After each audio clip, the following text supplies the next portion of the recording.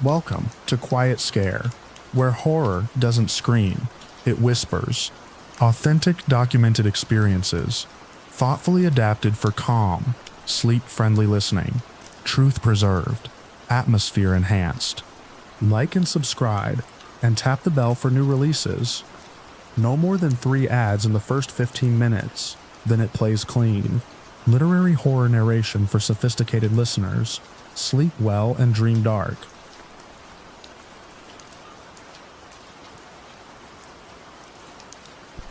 It happened on Halloween night in the kind of suburb that's always described as quiet. Rows of split-level homes, trimmed hedges, kids riding scooters in the evening. You think you know a place until something slips into its edges. I was 13 that year. I remember because I felt like I was pushing the upper limit of trick-or-treating, but I still wanted one more shot at it. That night, the air was warm for late October, and no one was wearing jackets over their costumes. I wasn't dressed up in anything elaborate, just an old hoodie and a rubber mask I'd kept from the year before. The goal wasn't really the candy. It was being out with friends under streetlights and feeling like something else was possible for a few hours. There were 5 of us. Me, Ella, her younger brother Jonah, and the twins from 2 blocks over, Bree and Landon. We started out just after sunset. The neighborhood was full of people. Parents with strollers, toddlers dressed as pumpkins, teenagers in half costumes, groups shouting from one driveway to another. We zigzagged from porch to porch, joking around, comparing what we got, switching which of us was leading. Everything about it was ordinary, until it wasn't. I didn't notice him at first. He was just another figure on the opposite sidewalk standing still under a street lamp. He wore a blank white mask and a dark hoodie with the hood pulled up. His arms were crossed or maybe just tucked into his sleeves. Nothing about it said threat at the time. He didn't move. We walked on. But then we saw him again, a block later, on our side of the street, standing in front of a yard with fake gravestones. It could have been a decoration if he hadn't shifted slightly when we passed, just enough to prove he was real. Ella slowed down. She looked at me and said something about him looking familiar. Jonah said we'd passed him earlier by the Murphy house, which meant he'd either looped around ahead of us or was following. I brushed it off. Probably someone's dad, maybe even a teenager pulling a prank. He wasn't doing anything. Not really. Still, from that point on, we all kept checking behind us. Each time we glanced back, he was there. Not close, not far, always maintaining the same distance. When we stopped to sort through candy on a curb, he stopped too, just stood across the street, still as ever. We got quiet. No one said much until Bree muttered something about heading home. Landon agreed, and I felt it too. We didn't need to finish the route. We just wanted to be done. We turned toward our part of the neighborhood, heading for the shortcut between fences that led past the school field. It was narrow, that shortcut. Just enough space between 2 backyard fences to walk single file. I was near the front. The moment we turned the corner, I stopped so fast that Jonah bumped into me. He was there, standing in the path ahead. No sound, no movement. Just there. We backed out fast. No questions, no hesitation. We scattered, then regrouped on the sidewalk, breathless. The shortcut was no longer an option. We took the long way around, cutting through a couple of yards, trying to laugh it off like it was part of some haunted house routine. But none of us really bought it. We didn't talk much after that, just moved fast and stuck together. Near my street, we saw him again. This time at the end of the cul-de-sac, near the storm drain. Still distant, still watching. Ella ran inside and got her mom. When her mom came out and saw the figure, she didn't waste time. She shouted across the street, telling him to leave us alone. He didn't respond, but he did start walking, slowly, away. She called the non-emergency police number and reported what we'd seen. She gave a description and stayed outside for a while in case he circled back, but he never did. No one came to take a statement that night. The story got folded into neighborhood chatter over the next few days, but nothing came of it. Later, Ella's mom mentioned that someone else, an older woman from a few blocks over, had seen a man in a mask near the playground earlier that week. She said he had stood watching kids and made slow hand gestures like he wanted them to follow him. When she approached, he left before anyone could figure out who he was. The police were told, but without a license plate or clearer details, it didn't go anywhere. No one found out who he was. There were guesses, but nothing that stuck. Just someone anonymous in a mask, silent and persistent, not dramatic, not violent, just there, always keeping the same distance, always stopping when we did. I still think about it every Halloween, not with fear exactly, more like unease. The way he never tried to close the distance, the way he never spoke, the way he was somehow always exactly where we were going, no matter how we changed direction. It felt like he was studying us, not scaring us. Maybe that was the point. Now every year when the porch lights come on and kids swarm the sidewalks, I keep one eye on the edges of the street, just in case someone decides to stand still and wait again.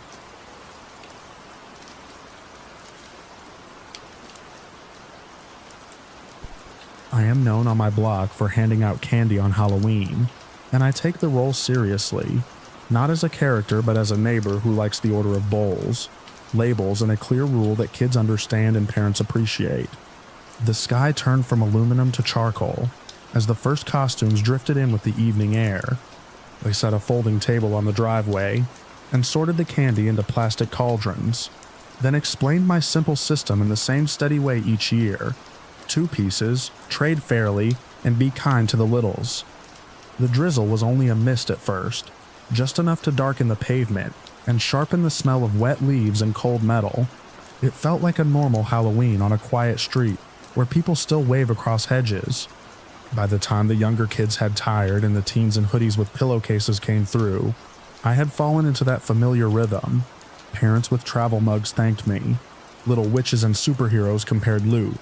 And I kept the bowls topped while I decided what to keep in reserve for latecomers.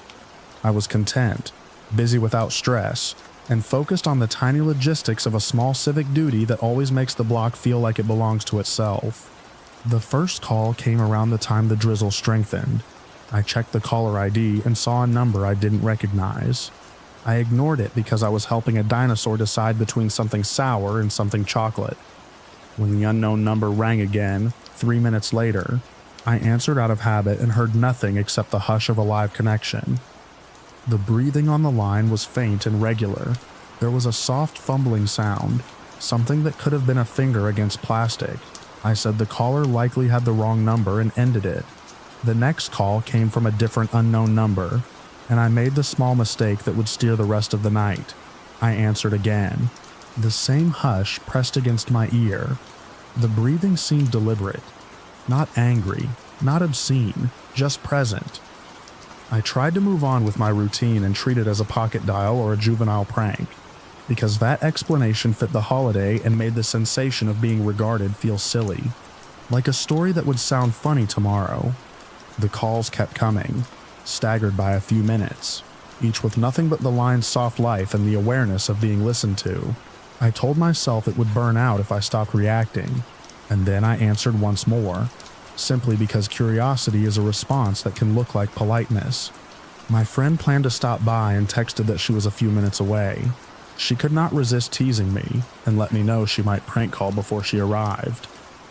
When a familiar laugh bled through the next anonymous ring, I realized she had followed through and I let the tension unknot. Because that explanation felt complete, she pulled around the corner a few minutes later with a thermos and a batwing poncho that shed rain across both of us.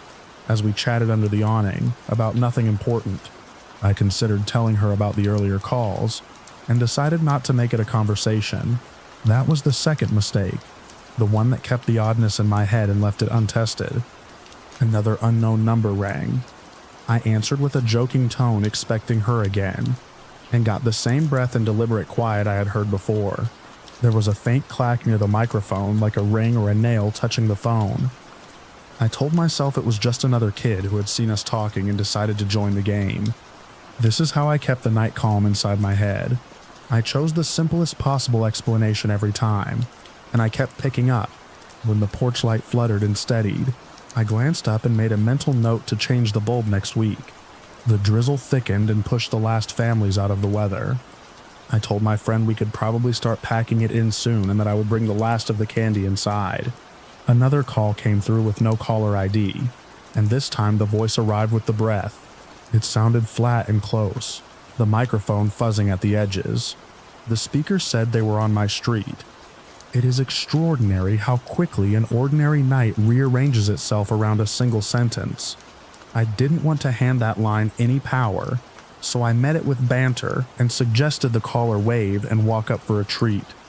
The line went dead. My friend, seeing my face, suggested we go inside, and I agreed because the air around my porch suddenly felt like a place where someone else had set the terms. We both had 1 foot over the threshold when the power in my house, and only my house, cut off completely. It felt like a sound you never notice until it stops. A hum that belongs to a refrigerator, a porch light, a furnace. Thinking the decorative string lights went dark, and the quiet took on a different weight. She checked the utility app on her phone, and it showed no outage in the area. The houses across the street stayed cheerfully lit as a reminder that the neighborhood continued normally, just not at my address. My phone vibrated in my hand with another blocked call, and she told me not to answer. I understood the advice. I answered anyway because I had already established a pattern without meaning to, and the pattern had become a kind of permission. The breathing was calmer now. I could hear rain close to the microphone and leaves underfoot. The voice returned and asked if I saw them yet, as if we had a schedule and I was late to my part. I looked toward the dark hedges at the side of the house and forced myself to say that this was not a joke, because naming was the only control I had.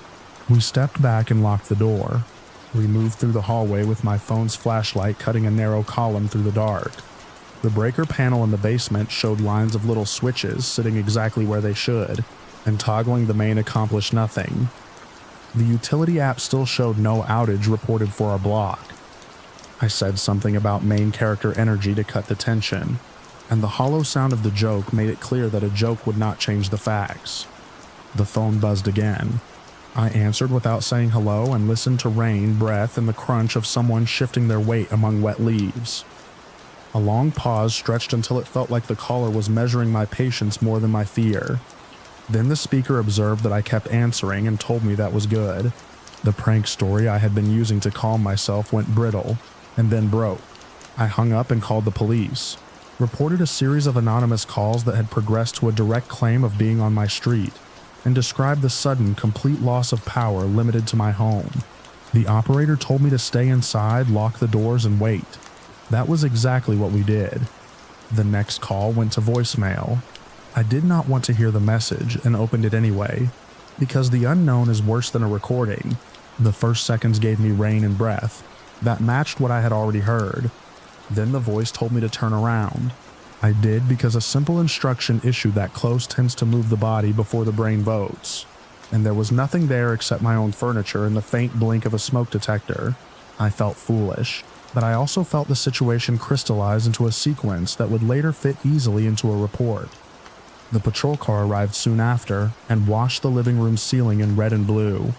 The officers worked the property with flashlights, one of them at the hedges where I thought I had seen movement, the other at the side of the house where the utilities enter.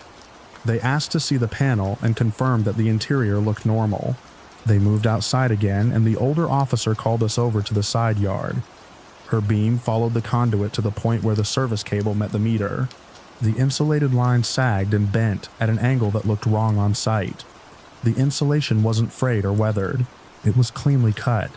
She steadied the light and spoke with a short sentence that changed everything at once, and narrowed the night into a fact. Someone severed it. The air felt colder around those words because they left no space for the prank story I had been nursing. The younger officer tracked fresh prints along the hedges that were difficult to size in the rain, but read as purposeful rather than casual. The older officer asked for the timeline of the calls and the words I could recall. I told her about the silent breathing and the progression to a verbal claim of presence. Then the instruction on the voicemail. I told her my friend had prank called me earlier and that I had been answering most of the unknown numbers since then. I did not minimize the pattern. Initial compliance had become the path of least resistance,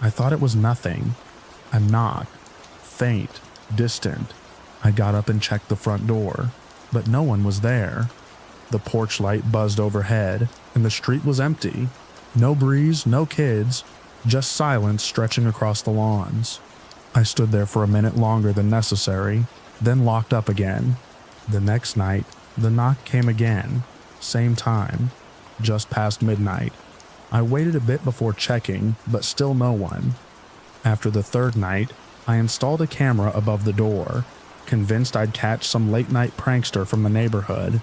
But the footage showed nothing. Not a single person. No cars. Not even a dog. Just the flicker of motion-activated light across an empty porch. I let it go for a few days, assuming it was coincidence or paranoia, but it wasn't.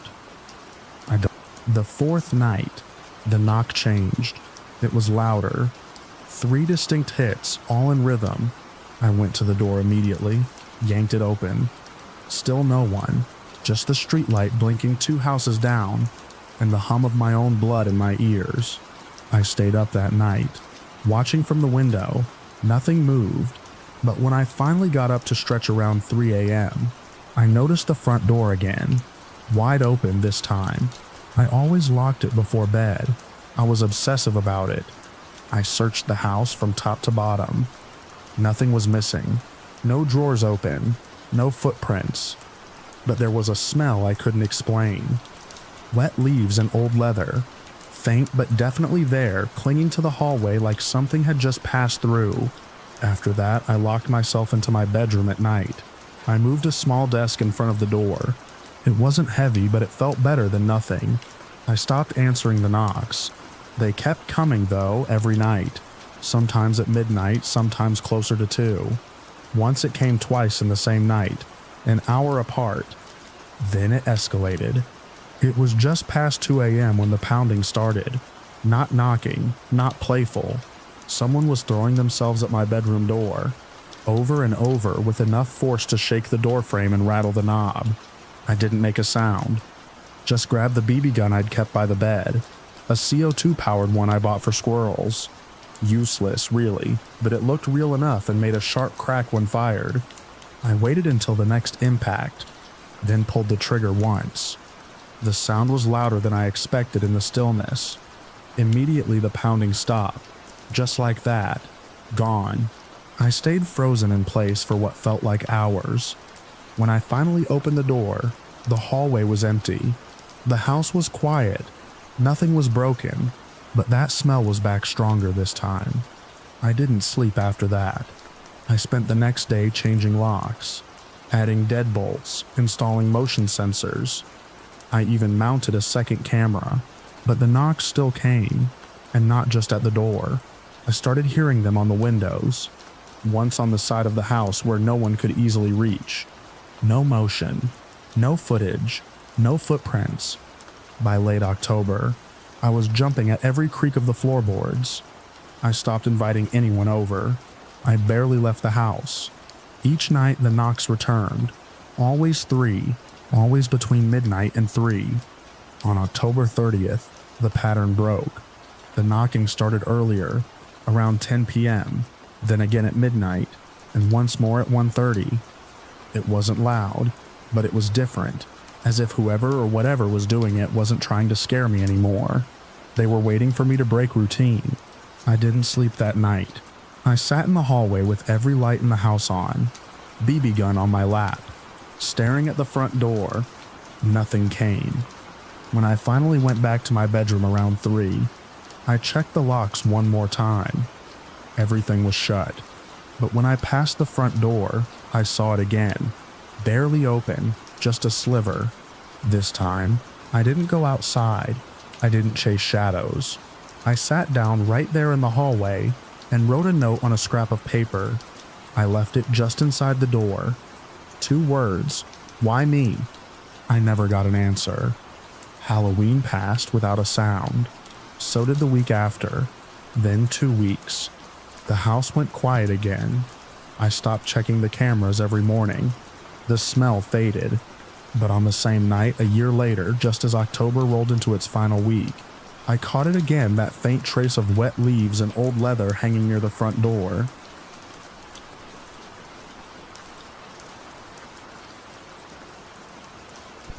I've always been the type to follow the rules.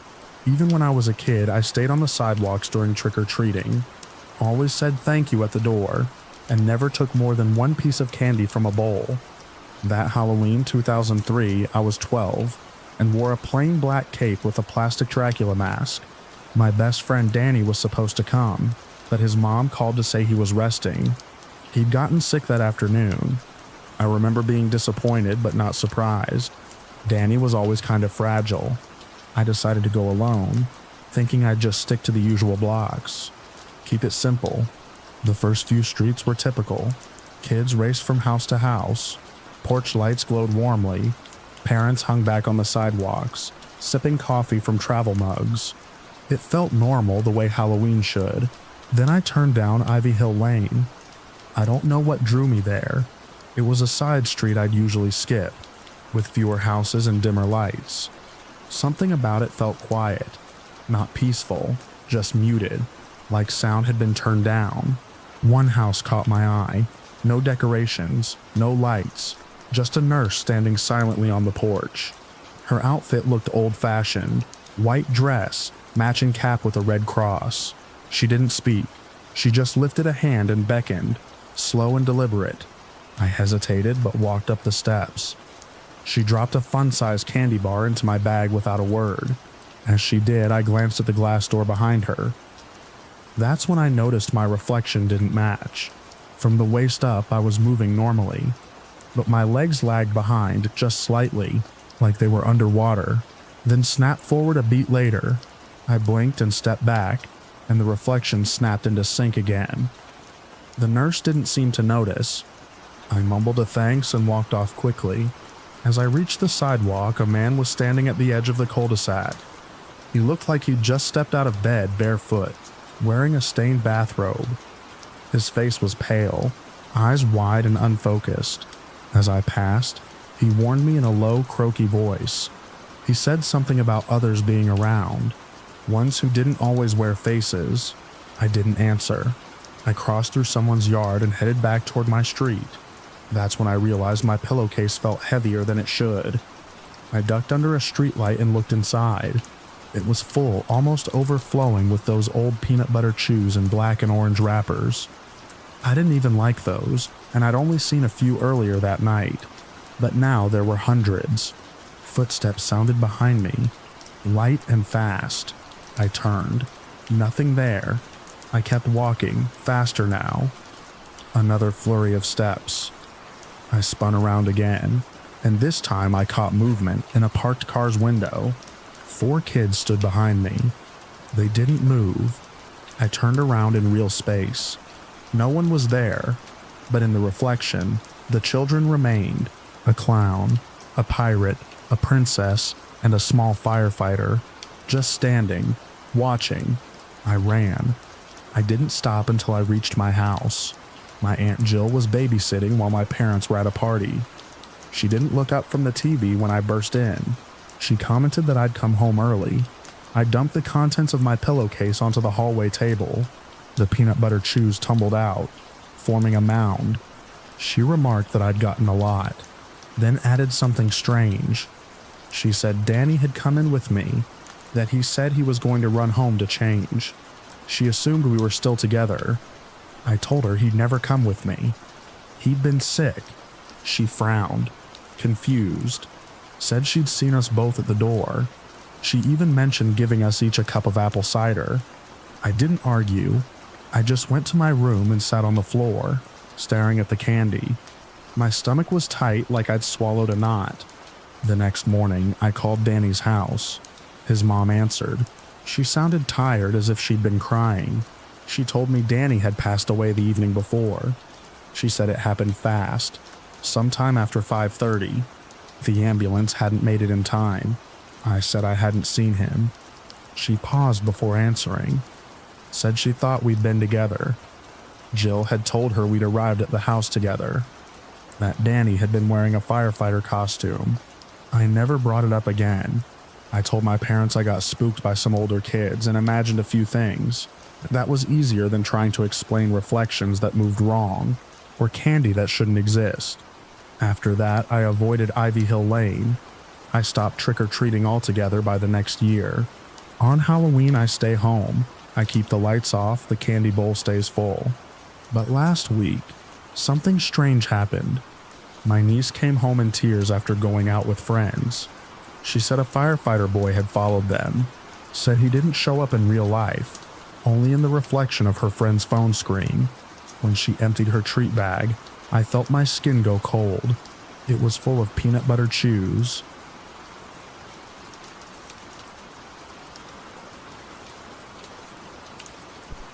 I always thought October folklore was an after-school hobby for bored neighbors, not a rule that touched real life. By late evening on Halloween, the cul-de-sacs in our suburb felt staged anyway. Plastic graves fogging over, motion pumpkins wheezing, a spread of damp leaves clinging to the curb. I went out with my friend because doing nothing felt worse. We drifted toward the corner house. Everyone avoided, the one that slouched behind boards and ivy like it wanted to sleep through the century. People called it the exchange house, and the rule that followed it around town sounded simple enough. Take something from that porch, and you owe something of equal value in return. I rolled my eyes at the story and kept walking. The porch light hummed as if someone had just flipped it on. A small basket sat at the top step with real candy inside, the good kind sealed in crisp orange foil. I was a skeptical teen, but I also had a sweet tooth and a habit of proving points. When I reached for a bar, a hand-thin, colorless, and unhurried slid from the dark gap behind the door and placed a second bar beside the first. As if answering my reach with its own, I took the one it set down, and on instinct that felt like manners more than belief, I dropped a few coins into the basket. The hand withdrew without a sound. I told myself it belonged to a late, shy homeowner. Only later did the unease hit me. The foil felt slick, not sticky or melted, but damp in a way that made me wipe my palm on my jeans. The first thing that went missing was a charger. After that, my earbuds, a hoodie that held every November on it. I pictured my room as a diagram and walked it with my eyes, convinced I had misplaced things. But the neat spaces where they had lived looked like they were waiting for me to notice their emptiness. When my mom mentioned the framed photo of my dad and me holding a small fish on a dock, I thought she was teasing and said I didn't remember ever taking that picture. Her face fell in the way faces do when they hit a wall you don't expect to be there. She stopped talking about it, but I realized I had stopped remembering it at all. School ran on autopilot. People used my name, and I searched their faces for the scene where we became friends. Even my own handwriting looked like it had been carefully forged. At night, I dreamed that everything I had lost sat in tidy stacks on the exchange house porch. The bundled cord, the folded hoodie, the photo glass throwing back the porch light. A hand hovered above the basket and dropped a wrapper into it, flat and perfect, and I woke up with the urge to check my desk. The wrapper from Halloween, the one that felt wrong, lay there as if I had been keeping it safe without knowing why. I tried calling my friend after dinner, and realized I had scrolled past her name several times because it looked unfamiliar.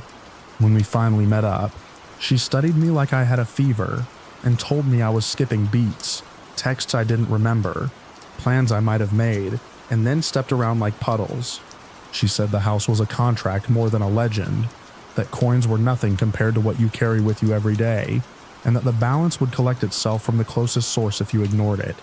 She was careful not to make it a dare or a sermon. She just pointed my attention back to the rule, the way you remind someone to lock a door they forgot they unlocked.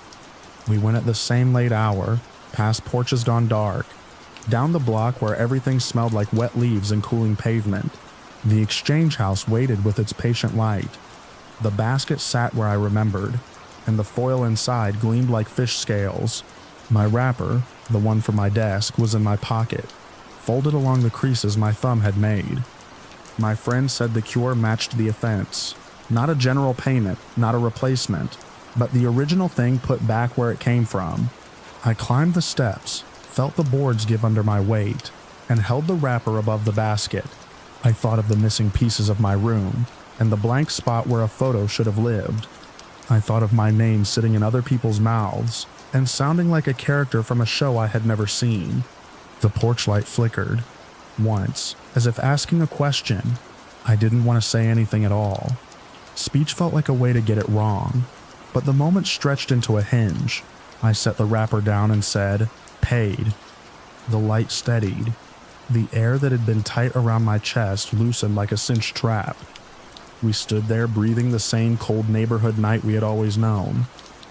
No voice answered, and no hand reached out to take more. On the walk home, street by street, items began turning solid again in my head before they turned visible. The charger coiled on the floor beside the outlet, the hoodie soft on the chair, the dock with gray water, and my dad's arm braced around my shoulders while I held a fish that was smaller than I remembered. My mom looked at me as if she had been holding her breath all week without noticing, and only then realized she could let it go. Days after, I tested my skepticism against what had happened, and found it dented but still there.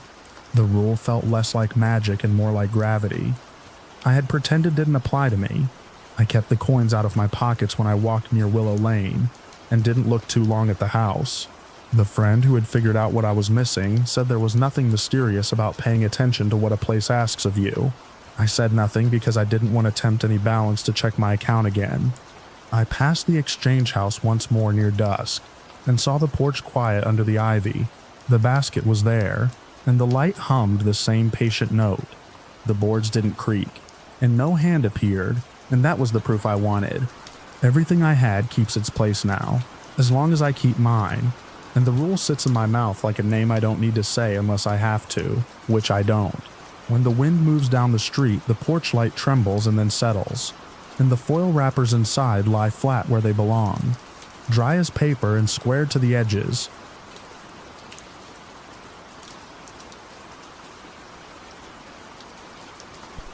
I don't scare easily anymore. Working the night shift at a station for nearly a decade does that to a person. You get used to the 2 a.m. drunks and the occasional tweaker mumbling into the candy aisle. You keep your head down, stay out of trouble, and mind your own business. That's how I've lasted this long. So when I came home one morning, bone tired after a stretch of late shifts, and found a bowl sitting dead center on my living room carpet, I didn't panic. Not at first. It wasn't mine. It was made of carved wood, shallow and round, with a burned-in pattern around the rim. Inside it were dry bits of what looked like husks, maybe petals, maybe old herbs. Something dark and resinous sat in the center. The smell was thick and off-putting, sweet, spicy, and meat-like. I figured the landlord left it by mistake. I lived in a duplex, tucked in the back of a quiet suburban block. Maybe it was meant for the front unit. I texted him asking if he'd left something strange inside my place. No reply came. I set the bowl outside on the porch and figured that would be the end of it. That night around 11, just as I was trying to fall asleep, I heard movement outside. Soft, deliberate creaking on the front porch. I got up and checked the peephole. A figure stood there, motionless. I couldn't see much beyond the upper half of their body, but they wore a white mask, blank and smooth with no eye holes, just long, dark slits. They didn't knock. They didn't move. They just stood there, not even facing the door fully. I waited, hoping they'd leave. Eventually, I heard a slow scraping sound, something dragging across the wooden boards. After maybe 15 minutes, I cracked the door. The bowl was back. It had been emptied directly onto the porch. Dry fragments were scattered across the mat. At the center was a smear of something sticky and red, dragged in a long line beneath where the bowl had sat. A folded slip of paper rested beside it. In messy handwriting, it said I should show gratitude. I threw everything into the trash and scrubbed the porch down with bleach. The smell still lingered. I didn't sleep at all that night. For a few days, nothing happened. I went to work, came home, kept the lights low, double-checked the locks. I even bought a cheap porch camera and set it up. But every time I tried to check the recordings, the feed glitched into static. Then, one evening while eating a quick dinner, I glanced toward the backyard window. There were people standing out there. 4 of them, unmoving, no masks, Just faces, blank expressions, eyes wide, staring through the glass straight at me. No blinking, no sign of recognition. I called the police. When they arrived, the yard was empty. They found no footprints. I filed a report. The officer suggested it was probably teenagers pulling some post-Halloween stunt. I wanted to believe that. I really did. But the next night, the bowl was in my kitchen sink. Not outside, not on the porch, inside, sitting in a place no one could access unless they had been in the house. It was full again. This time, the contents sloshed slightly when I moved it. Something wet, something fresh. I called the landlord again, over and over.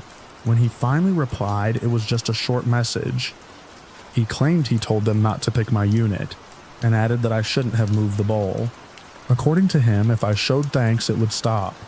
That was the last straw. I packed a bag and stayed with a friend across town. I returned a few days later to check on the place. The bowl was gone, but the backyard wasn't empty. The people were back.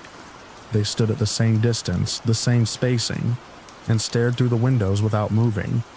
Always different people, never the same faces twice. It happened again and again. The bowl would appear inside, in increasingly personal places, the bathroom sink, under the couch, once, tucked neatly under the blankets in my bed. Each time it returned, the contents were more pungent, more rotten. The smell would stick to everything. Sometimes the scraps of paper would return with it. One warned me to acknowledge the gift. Another told me to be still and be seen. The most recent one said it was my turn. I stopped opening windows, blocked every vent, checked every cabinet, every closet, every drawer before going to sleep. I barely slept. I barely ate. I started dreaming about it, dreams where I was dragging the bowl through strangers' homes, placing it in sinks, hiding it under pillows. Other nights I dreamed I was the bowl itself, waiting in the dark for someone to discover me and lift me into the light. One night, I lost it completely. I stepped outside, ready to scream at whoever was watching from the yard. I charged out barefoot, straight toward them. I got close to one, a teenage girl, maybe 16, wearing a hoodie far too thin for the cold, and stared her down. She didn't flinch, didn't move, didn't even seem to breathe. I waved my hand in front of her face. Nothing. When I turned around to head back inside, I felt warm breath against the back of my neck. That was it. I broke the lease, paid the penalty, and left. I didn't take anything but my wallet and car keys. I told the landlord I was done, and he didn't argue. He just asked me to make sure the door was locked behind me. I never went back, but I still think about it, especially this time of year. October has a way of bringing memories back, whether you want them or not. Once, about 6 months after I moved, I got a package in the mail. No name, no postage, just a plain box on my doorstep. Inside it was a bowl, empty, clean, waiting.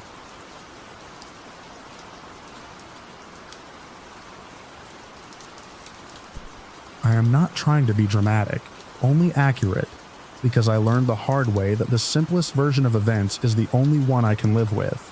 And what follows is exactly what happened to me near Halloween a few years ago, in the neighborhood where I grew up, when dusk fell early and the leaves went slick underfoot, and I mistook an invitation for kindness, and almost followed it into a place that was not supposed to exist.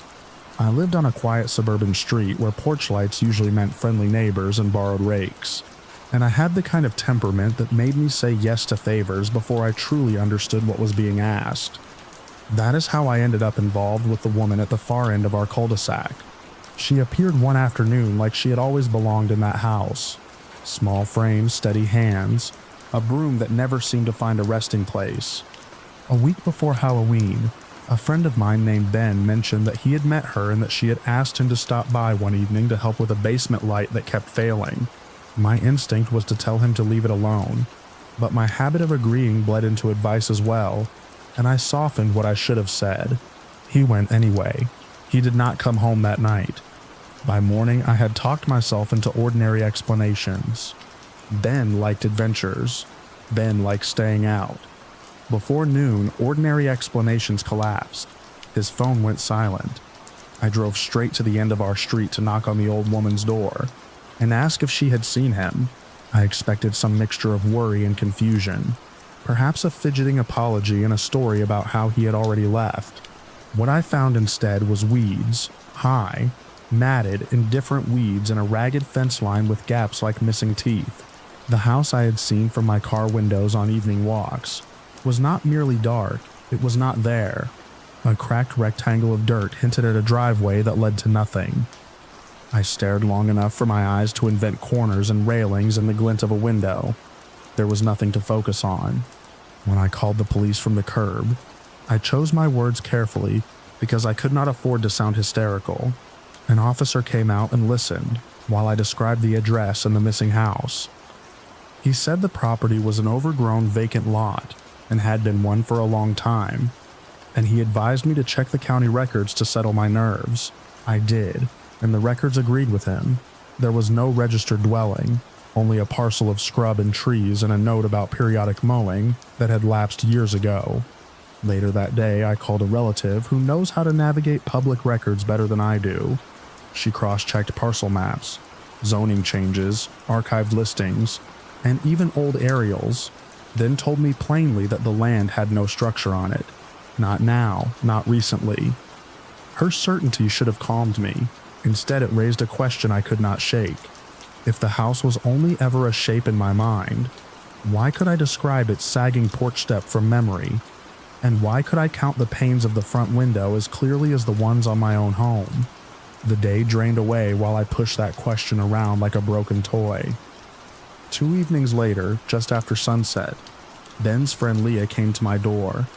She looked scrubbed of color and leaned forward as if her weight depended on the sentence she had to deliver.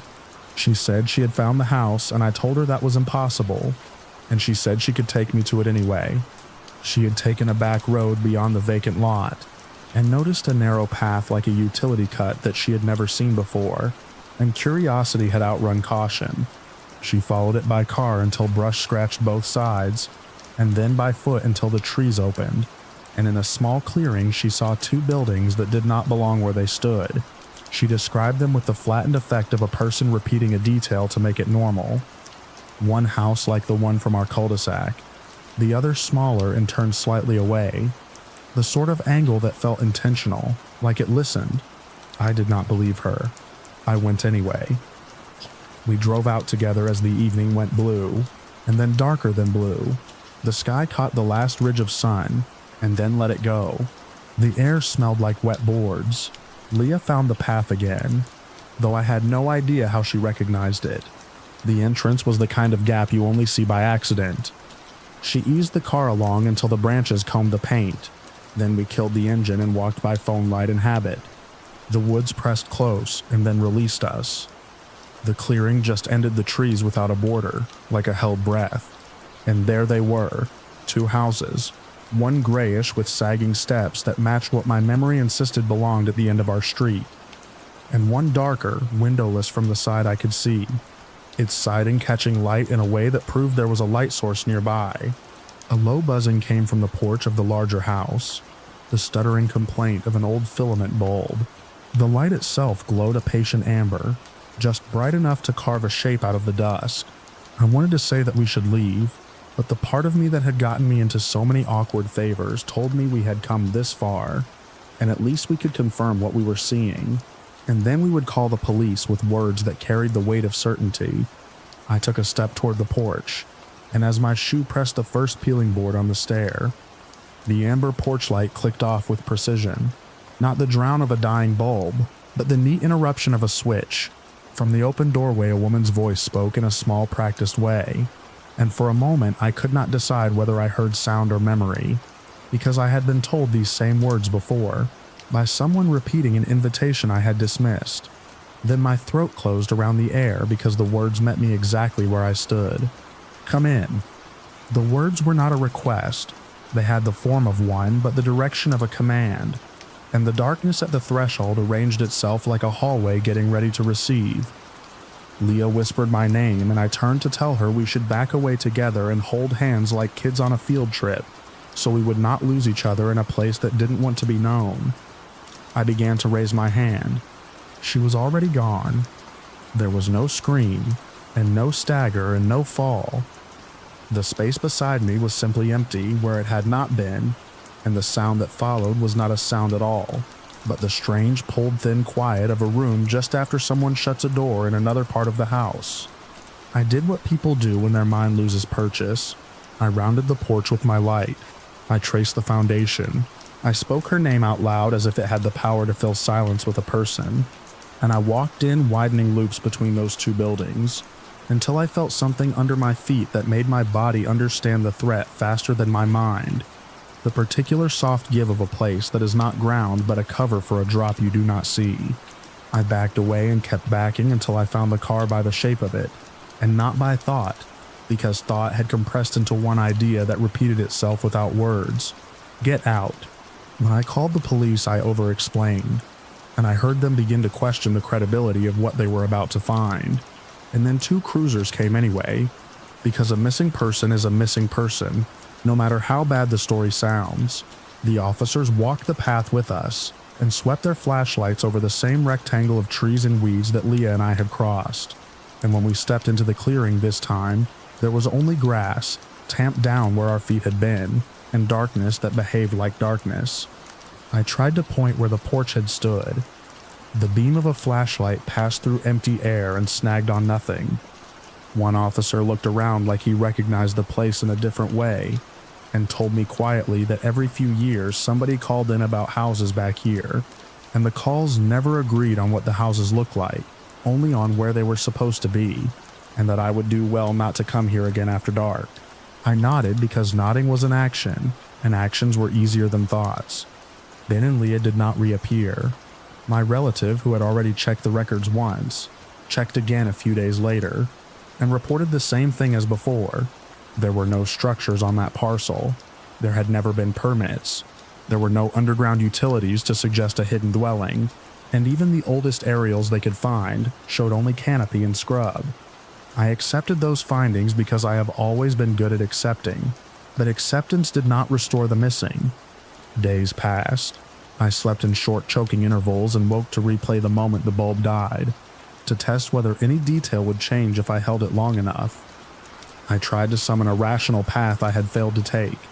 All I found were the steps I had taken already, and the step I had not taken, and the gap where Leah should have been. A week after Halloween, I received an unmarked envelope with no return address. Inside was a single black and white photograph curling at the corners as if it had been found in a drawer and chosen for me. It showed 2 houses in a clearing. A figure stood on the nearest porch, with one hand raised in a calm acknowledgement that read as a greeting if you wanted it to, and as a test if you didn't. The paper smelled faintly of old glue. I turned the photo over and found a note written in a cramped, slanted hand that invoked the same harmless errand that had started everything.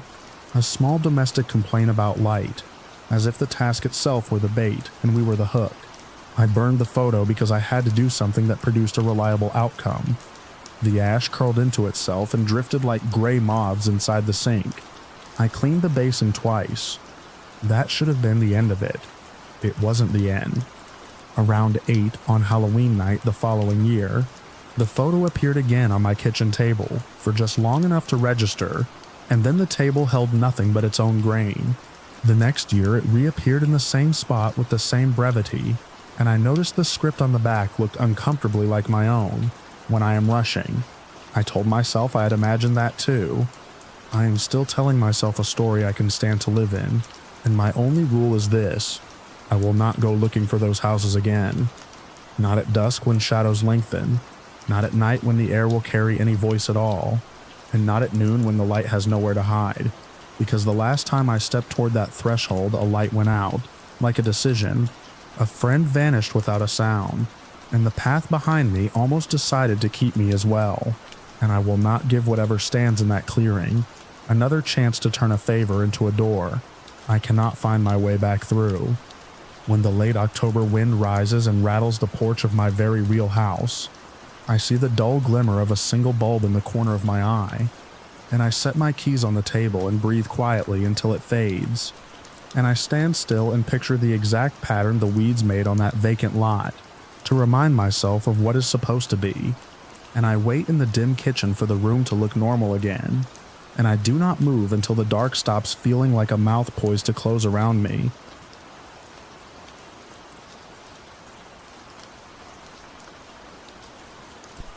I don't tell this story to scare anyone out of Halloween. I tell it because I've spent a year trying to find a normal explanation, and I keep coming up short. I'm an independent explorer by habit. Abandoned places, forgotten rail spurs, the odd storm drain if the tide is friendly. I'm careful, I carry maps, and I don't drink on nights I go out. I was sober, and it was Halloween evening.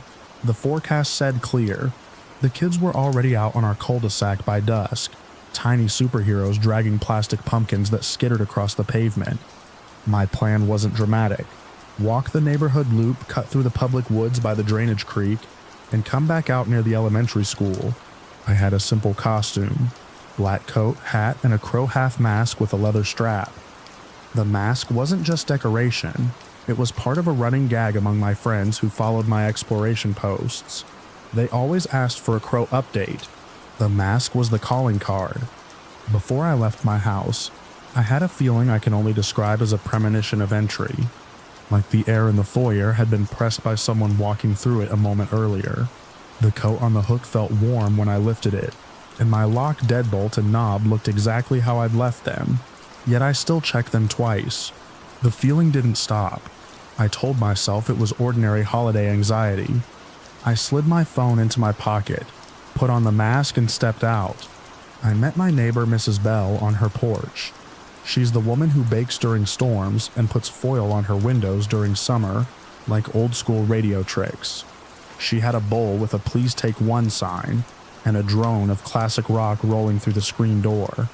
"You're really going out there in the woods?" she asked, and then smiled like it was small talk. "Just the path by the creek," I said. "I'll be back before the big kids start the fireworks." She leaned on the door frame, frowning at the breeze. "Keep your eyes up. Been a tall fellow walking the blocks who doesn't belong. Long coat, keeps to the shade. We're all costumes tonight," I said, but her words slotted into that feeling from my foyer, like a puzzle piece. Tall, long coat. I did the loop first, letting the trick-or-treaters thin. The streets in our suburb cross at odd angles, older than the newer developments around them. You can see 3 intersections from the corner by the white mailbox with the rusted flag. That's where I saw him for the first time that night. He stood across the street, under a streetlight that should have illuminated a face, but his hood or hat threw a rectangle of darkness, where features should be. Tall, yes. Cloaked. Not dramatic vampire cloth, but heavy like a greatcoat, the kind that moves as one piece. He wasn't doing anything illegal, just standing, hands inside the coat, watching me. I gave the normal neighborly nod. He didn't return it. I kept walking. You don't chase a stranger for a misunderstanding on Halloween. I turned right, then left, then right again, easing toward the woods entrance where a small wooden sign says Greenbelt Trail. When I glanced back from the second street, he was at the mouth of the previous intersection, the exact same distance away as before. Not closer, not farther, almost as if space had been reversed, and my steps only rotated us around a fixed radius. He was still there when I reached the last street before the path. A minivan stuffed with kids turned between us, and when it passed, he was gone. The street looked cartoonishly normal. Inflatable ghosts, plastic bones in the mulch, the sweet smell of cheap chocolate. I checked my phone.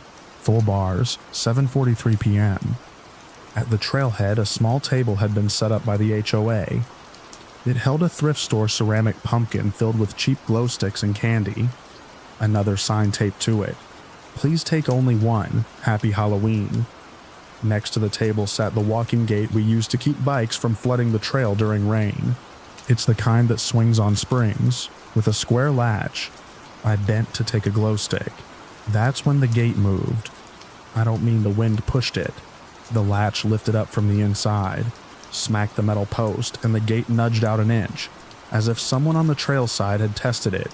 I froze and stared into the dark gap between the slats. Nothing. No sound of a hand letting go. I stepped back, legs buzzing. The ceramic pumpkin rattled lightly on the table like it had caught a vibration. The latch settled back into place with a deliberate soft click from the interior. If this had been a prank, I'd expect laughter, footsteps, a child running. Nothing. The trail side was still. I should have turned around. Instead, that explorer brain kicked in. The woods are public and narrow. 0.6 miles of trail. The HOA loves their cameras on the street sides. The worst thing in there at night is usually possums. I told myself somebody had leaned a bungee on the latch, and it slipped. I pushed the gate, which swung silent, and stepped into the dark. The trees formed a comfortable tunnel, and the last spill of streetlight slid behind me.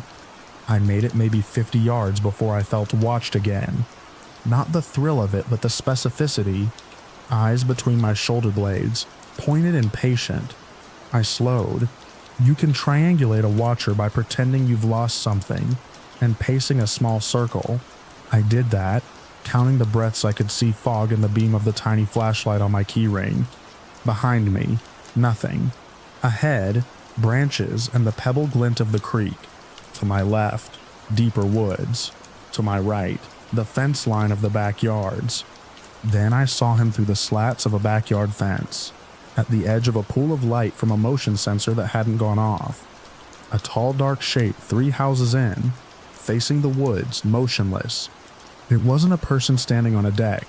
He was on the grass, at the fence line parallel to me, the way a cat stalks without committing to the path. I took a step, and he took a step. I stopped, and he stopped. He was across a property boundary and still in my orbit. I kept walking. The trail bends near the creek, and then runs straight toward a wooden footbridge, before curving to the schoolyard. I had maybe 3 minutes left in the woods. My phone buzzed in my pocket. Relief rolled through me. Finally, something normal, and I grabbed it. The screen was an oily gray. Not off, not on. The battery had been around 80% when I left the house. The phone was barely warm, like it remembered being alive. I held the power button. Nothing. I tried a hard reset. Nothing. The phone simply would not be a phone. I looked up. The cloaked figure stood on the footbridge. There's a rational explanation for seeing someone ahead of you when you saw them behind you seconds earlier. Different person. Bad perspective. Halloween costume culture. But his silhouette was exactly the same as the one at the fence, and the one at the streetlight, and the one under the minivan's path. One piece, long coat, hands inside, had a blank wedge of shadow. He didn't move. He just blocked the bridge like an apology I didn't want to hear. That final fraction of the trail divides in a cut path that edges the creek. If you take it, you reach a neighboring cul-de-sac that shares property lines with ours. I slid onto that cut path. Damp leaves caved underfoot, and the trick-or-treat noise rolled over the canopy like distant surf. Halfway along the creek, something flickered against my shin. I aimed my keychain light down. My mask's leather strap was snapped in two across the mud, and the beak half of my crow mask sat next to it, cracked through the eye. I had left the house wearing the mask. When the premonition felt too stupid to carry around, I'd set the mask on the hook by the door and told myself I'd put it back on for a photo at the school sign. I hadn't touched it after that. I had not brought it with me to the woods, yet here it was, broken near the creek, near a spot the figure had repeatedly appeared. That was the moment unease became panic. You read these words and think, someone took it off your hook, followed you, and broke it to mess with you. But that has too many assumed steps for the level of quiet I'd experienced. No laughter, no running, no breathing other than mine, and the gate latch had moved from the inside before I even entered. This felt like choreography more than cruelty, like I was being kept in a loop. I bolted. The cut path dumped me into a slice of backyard that backed a cul-de-sac I didn't recognize. That should not be possible.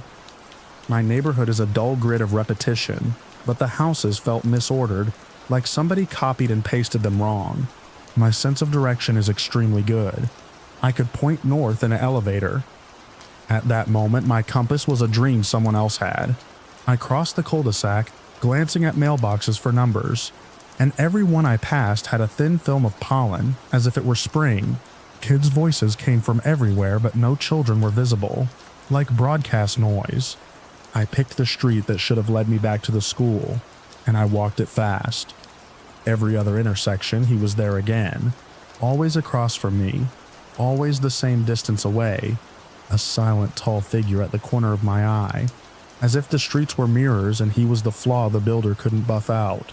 I tried to film him on my dead phone. Out of reflex. No use. I tried to stop and shout and make him answer. My voice flattened in the open air, like the soundproof foam panels in Mrs. Bell's spare room when she used to sing. No one came out. The porch lights stared back. I turned once more and hit the school fence.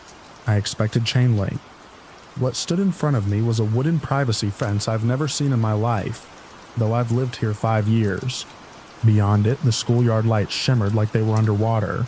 I could see the footbridge through a gap between boards. Only it was not behind me anymore, but canted sideways, shrunk like a toy in a diorama. I don't know how long it took to get back.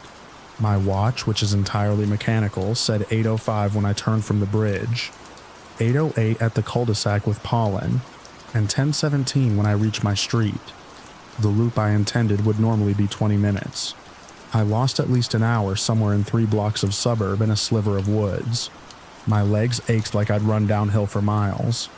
When my street finally appeared, an ambulance's lights spun quietly at the far end, where some teenagers ignite fireworks every year. The spinning blue and red bathed everything in that emergency aquarium glow. I walked faster. Every step I expected him to appear, at the mouth of the next intersection. He didn't. The last block belonged to me. Mrs. Bell was on her porch again, in a robe now. The candy bowl was empty. Her eyes widened as I came up the steps. "You look like you walked out of a freezer," she said. "My phone's dead," I managed. Did you see?" She put her hand on my sleeve. She's a warm hands person. "I saw you go down to the gate and stop. Then I saw you. 10 minutes later, crossing at the far street. Then 20 minutes later, the same, like you were circling with the trick-or-treaters. You didn't wave. You saw me 3 times. Maybe 4, she said, and then her expression turned into something I think about when I can't sleep. And I saw someone else, across from you each time. Tall, long coat. Wouldn't come up onto the porches. He was keeping pace from the street, honey. Didn't cross any lawns. Did he go toward the woods? He never stepped off the asphalt," she said. "Not even once." She squeezed my sleeve. "That's why I didn't call you over. He was watching the spaces between the houses, like they were his." I told her about the gate latch lifting from the inside, about the mask, about the weird cul-de-sac. She didn't tell me I was crazy. She went inside and came back with a flashlight and one of those emergency blankets you see at marathons. "People get turned around in the woods," she said. "Even the small ones. Sit a minute."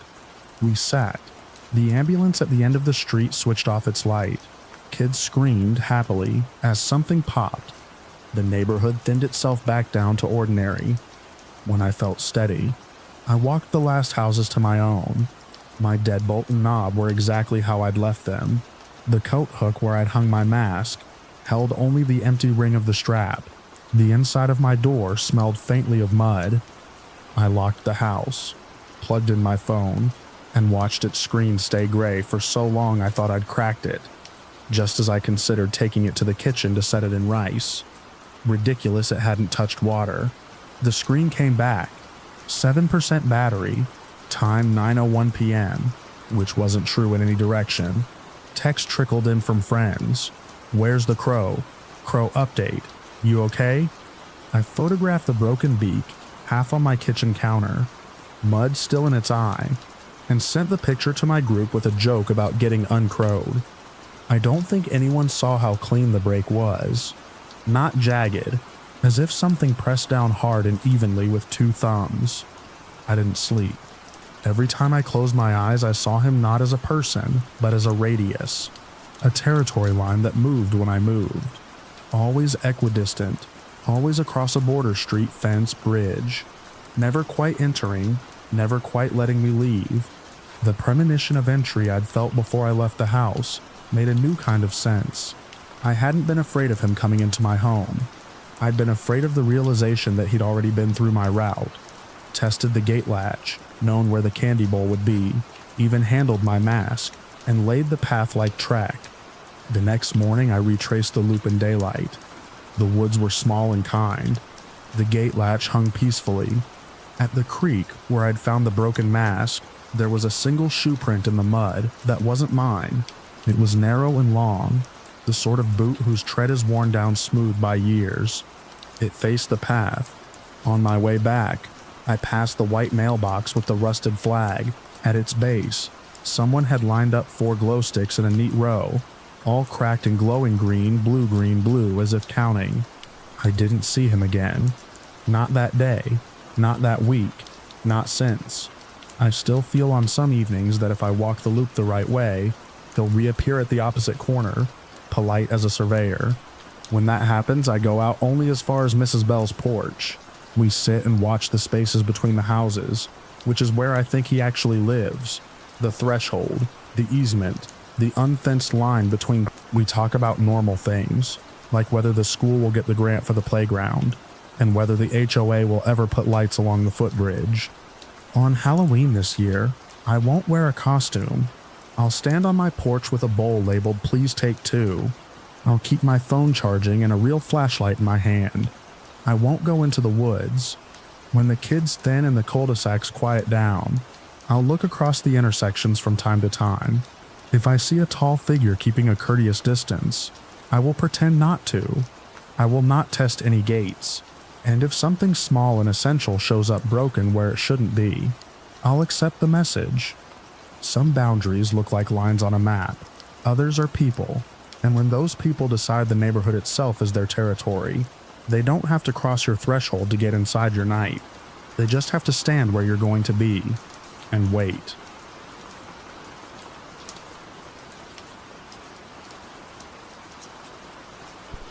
I used to live on a quiet cul-de-sac called Bellman Street, tucked just beyond the city's edge where the houses all looked alike. White siding, fenced yards, porch lights that flickered in the wind, except for one. It sat at the very end of the street, half hidden behind a dying oak. Everyone in town called it the condemned house. Nobody ever mowed its lawn, yet the grass never grew. Nobody lived there. Yet every Halloween, without fail, a single light would appear somewhere on that property. Sometimes it glowed from an upstairs window, sometimes from the porch, and once, I swear, from the middle of the yard. Just one point of yellow light, soft and warm like a porch lamp waiting for someone to come home. Every October, kids dared each other to go near it. And every year, someone tried to find out where that light came from. And every year, something went wrong. I didn't think much of it until 2008, when my Uncle Raymond decided he'd had enough of the neighborhood's ghost stories. He was the kind of man who didn't believe in nonsense. He fixed things, built things, handled problems head on. That October, a week before Halloween, he told me he was going to the old house to lock it up for good. Said he'd bring a chain and a padlock so the local teens would stop sneaking in. He asked me to come with him. I should have said no. We went just after sunset. The sky was dim and heavy, the air thick with that dusty, cold smell that always means a storm's on its way. When we reached the porch, the house loomed darker than I remembered. The boards across the windows looked freshly nailed, though I knew no one had touched them in years. And there it was, the light. This time it flickered from a second-story window, pulsing slow and steady like it was breathing. Raymond ignored it. He looped the chain through the door handles, muttering about punk kids with flashlights. I held the beam for him as he locked it tight, but when he gave the door a firm tug to test it, something hit it from the inside hard. The door slammed shut so violently the frame cracked. The sound was so sharp it echoed through the empty street. We froze. I swear I felt the porch shake under my feet. The light in the window blinked twice, then went out. Wind caught it, he said, even though the air was still cold. No wind, no bugs, no sound at all. We left quickly after that. But 2 nights later, he went back, alone. He never came home. The police found his truck parked out front the next morning. His keys were still in the ignition, toolbox on the passenger seat. The chain on the door was still there, but the padlock was gone. I remember the officer who came to the door, a man named Heller. He told me that when they tried to open the door, it wouldn't budge, not because it was locked, but because the frame had somehow fused shut. No signs of prying, no tool marks, just sealed like the wood and metal had melted together. They searched the house for 3 days and found nothing. No body, no trace, not even footprints in the dust inside. After that, the city posted a new condemnation notice and fenced the place off. For a while, everyone stopped talking about it. The house sat empty again. But the next Halloween, that light came back. Same time, same soft glow. Years passed. I tried to move on, got married, had a daughter. I even moved to the other side of town for a while. But somehow every October I'd find myself driving down Bellman Street again, just to see if the house was still there. And it always was. Leaning slightly to one side, boards nailed across the windows, the dead oak out front, like a black skeleton against the moon. And the light would be there too. Last Halloween, I went back again. Not on purpose. I'd been visiting a friend nearby, and decided to take the long route home. Curiosity, nostalgia, maybe something worse. That's when I saw the boy. He couldn't have been older than 12, riding his bike up the street in a cheap skeleton costume. He stopped right in front of the gate to the condemned house, his attention caught by the glow on the porch. This time, the light wasn't coming from the window. It was coming from a small metal box sitting on the steps. Looked like an old lunchbox, rusted and dented. Before I could stop him, the boy dropped his bike, climbed the fence, and walked up to it. I shouted, told him not to touch anything, but he didn't even look at me. He knelt down, lifted the lid of the box, and he was gone. Just like that. No sound, no flash, nothing. The box fell onto its side, the lid hanging open. I ran to the gate shaking, calling out for him, but there was no one there, only the faint smell of ozone, like after a lightning strike. Inside the box was something dark and sticky. It looked like thick mud, but when I leaned closer, I saw streaks in it like something had been scooped out with fingers. Half of it was missing. The police came again.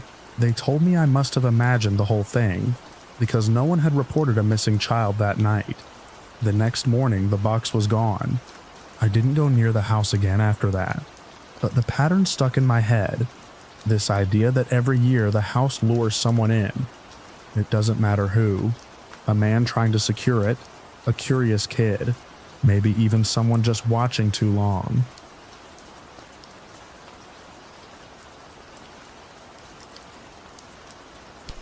It's been over 15 years since that Halloween night, and I still can't drive through that cul-de-sac without my stomach tying itself into knots. I tell people it's just a bad memory from childhood, but the truth is I don't think anyone who was there with me that night ever came back the same. One of us didn't come back at all. I was 14, that liminal age where you're too old for trick-or-treating but still young enough to crave the thrill of it. My cousin Jordan was 16 and had the car, and he'd invited me and 2 of my friends, Leo and Matt, to hit some neighborhoods on the edge of town. You know the type, big houses, better candy. We were looking for full-size bars, not those half-hearted fun-size disappointments. The night was cool, typical late October breeze with leaves skipping across the pavement. Jordan had heard from someone at school about a pocket neighborhood, one of those newer developments that was never finished because of some zoning issue or recession-related crap. Just 5 or 6 houses tucked into a cul-de-sac that didn't show up on GPS. According to the story, one of the homes still gave out candy, but no one knew who lived there. That should have been our first red flag. We found it just before 9. The street was narrow and lined with identical houses, but the last one at the end stood out. Porch lights blazing, jack-o'-lanterns flickering with that unnatural bluish flame, and a massive wooden bowl sitting on a table near the steps, piled high with candy. The others laughed about it being one of those take-one houses. but there was no sign, just the bowl and that eerie glow. We walked up cautiously. Matt hung back, already getting nervous. He kept muttering about how none of the other houses had lights on, how the whole street felt wrong. Leo, being Leo, grinned and said, "More for us," before plunging his hand into the bowl. He barely got the wrapper open before his legs buckled. It was like watching a marionette get its strings cut. He collapsed, candy still in hand, eyes rolled back and mouth slack. For a second, we all just stood there, too shocked to move. Then Jordan dropped to his knees, shaking him, shouting his name. Leo didn't respond. He didn't scream or convulse. He just stopped. He was breathing, but it was shallow, barely there. His pupils were pinpricks. We called 911, but the signal kept failing, going from one bar to no service even though we were still in the suburbs. Then Matt vanished. It happened fast. 1 second he was at the edge of the yard, staring at the house like he was hypnotized. And the next, there was this ripple in the air like heat distortion on pavement, and he was gone. No sound, no flash, just gone. Jordan screamed. I couldn't. My throat had closed up. We dragged Leo's limp body back to the car and tore out of that cul-de-sac like hellhounds were chasing us. We drove straight to the hospital. Leo stayed catatonic. The doctors ran tests for days, but they found nothing. No seizures, no brain trauma, no toxins. He just wouldn't respond. They called it acute dissociative fugue, eventually, but they were just naming the unknown. We tried to tell the police about the house, about Matt, but they thought we were messing around, teenagers high on something, or pulling a Halloween prank. But Jordan didn't let it go. He went back to that cul-de-sac 2 days later with a camera. He said the house was gone. Not just empty gone. The lot was there, but the house had vanished. The foundation was bare. No porch, no furniture, no blue-lit jack-o'-lanterns. County records confirmed the house had been condemned for over a decade, gutted and boarded up after a fire. No one had legally lived there in years. We drove back together a week later. Daylight didn't help. The lot where we know we saw that glowing house was overgrown. Weeds climbing the concrete foundation like nature was trying to erase what had happened. The rest of the houses were still there. Identical shells with dead yards and for sale signs bleached by the sun. No neighbors, no signs of life. It was a ghost neighborhood. Leo's parents moved him to a long-term care facility after 6 months. He never spoke again. Still alive, still unresponsive. Sometimes I visit him and I swear his eyes follow me, but the doctors say it's involuntary. Jordan changed after that, became quiet, paranoid, wouldn't drive at night, flinched at anything blue. He died in a car accident 10 years later. Fell asleep at the wheel, they said. But I know better. The road he crashed on, less than 2 miles from that cul-de-sac. As for Matt, no trace, no missing person report ever stuck. His parents stopped talking to us like they blamed us. Maybe they did. I never go trick-or-treating anymore. I don't put out decorations. I don't buy candy. I lock my doors and keep the lights off. Every year on Halloween night, just after sunset, I swear I hear footsteps outside. Not on the sidewalk, on the grass, right up by the door. And once, just once, I found a single blue flame flickering inside a pumpkin on my porch. I hadn't carved it. I hadn't put it there. I threw it in the river that night. But I still dream about that house. And in the dreams, Leo is walking, Matt is smiling, and something is always waiting by that candy bowl.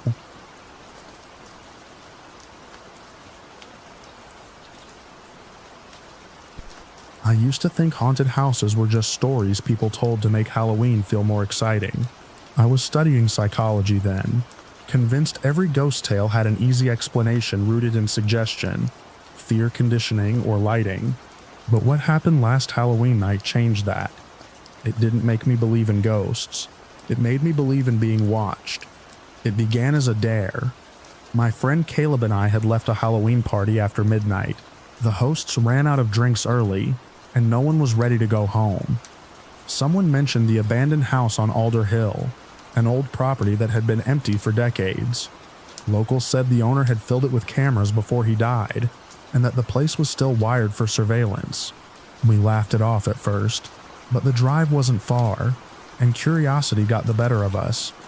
The air was cold and wet by the time we reached the base of the hill. Fog rolled across the road like smoke, and the house sat at the top with its porch half collapsed, the upper shutters loose in the wind. The last jack-o'-lanterns from the neighborhood still flickered on nearby steps, faint orange dots disappearing into the mist. We parked in a gravel lot, shut off the headlights, and for a second the house vanished completely into shadow. I remember the sound of gravel under our shoes as we climbed the slope, that crisp, empty sound that feels louder than it should. The front door leaned inward on one hinge, scraping against the floorboards when the wind moved it. Inside, the air smelled of burnt wood and mold. Our phone flashlights cut narrow beams through the dark, revealing torn wallpaper, broken plaster, and old magazines stuck together by damp. Every step echoed. We told ourselves it was harmless, just exploring. The downstairs rooms were empty except for a few rusted pipes and a collapsed chair. Then we heard a noise overhead. It wasn't loud, just a soft, quick creak, followed by another. The pattern was too regular to be an animal. It sounded like someone walking slowly across the floor above us.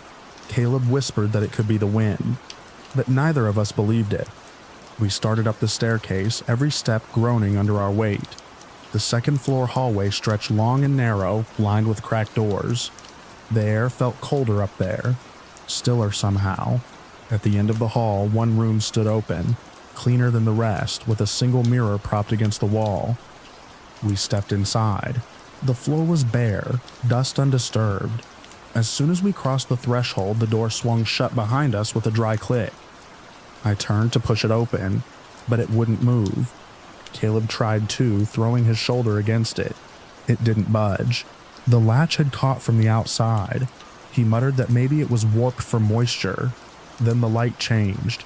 A rapid, flickering pulse filled the room. White, mechanical, steady. It flashed across the mirror in our faces like a camera shutter firing again and again. There was no sound, only the rhythmic bursts of light. My chest tightened as I turned in circles, searching for the source. But there was nothing in the room but us. The flashes went on for several seconds, long enough for the afterimage to burn behind my eyes. Then, just as suddenly, they stopped. The door behind us clicked softly and drifted open. We didn't question it. We ran. The stairs blurred beneath our feet as we stumbled down them, the beam of my phone jerking wildly across the walls. Neither of us spoke until we reached the porch. The cold night air hit like water. We ran to the car and locked the doors, sitting in silence while our breathing slowed. When we finally started the engine, the headlights washed over the house. The upstairs window we had just left reflected light back at us in a single dull gleam. Neither of us said much on the drive home. We tried to explain it away. Maybe some leftover motion sensor had triggered a hidden light. Maybe it was a short circuit or a prank. But nothing explained how the door had locked itself or how it opened again exactly when the flashing stopped. The next morning, I went out to my car before class and froze. Tucked beneath the windshield wiper was a photograph. It was glossy and clean, freshly printed. My hands shook as I pulled it free. The picture showed the inside of the room from the night before. The cracked mirror, the empty walls, the floor littered with dust, and two people standing in the center of the frame. It was Caleb and me. We were holding our phones up, beams of light pointed straight ahead. The angle was high, like a camera mounted near the ceiling had taken it. The image was crisp, perfectly focused, and I could see the faint reflection of our own flashlights in our eyes. Behind Caleb, in the corner of the frame, there was something else. A hand, blurred slightly, reaching out from the shadow near the door. I called him right away. He hadn't left it there. No one else knew we had gone. We checked the timestamps on our phones. The photo had been printed several hours after we had already driven away.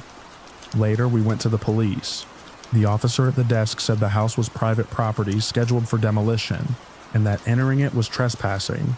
When we showed him the photograph, he studied it for a while, then told us it was probably a prank.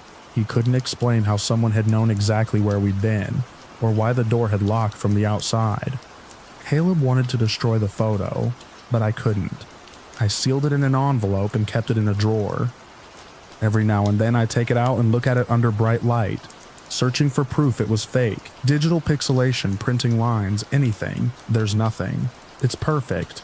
I sometimes think about whoever was behind that lens, standing above us while we stood there thinking we were alone.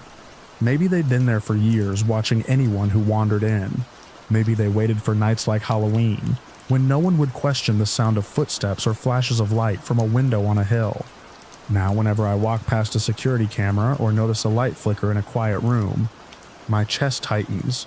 It's not fear of ghosts. It's the realization that the moment you cross a line that isn't yours, someone else might already be there on the other side, recording. Halloween used to mean harmless fright and cheap masks. Now it means the house on Alder Hill, and the photograph that proved we were never alone in that room.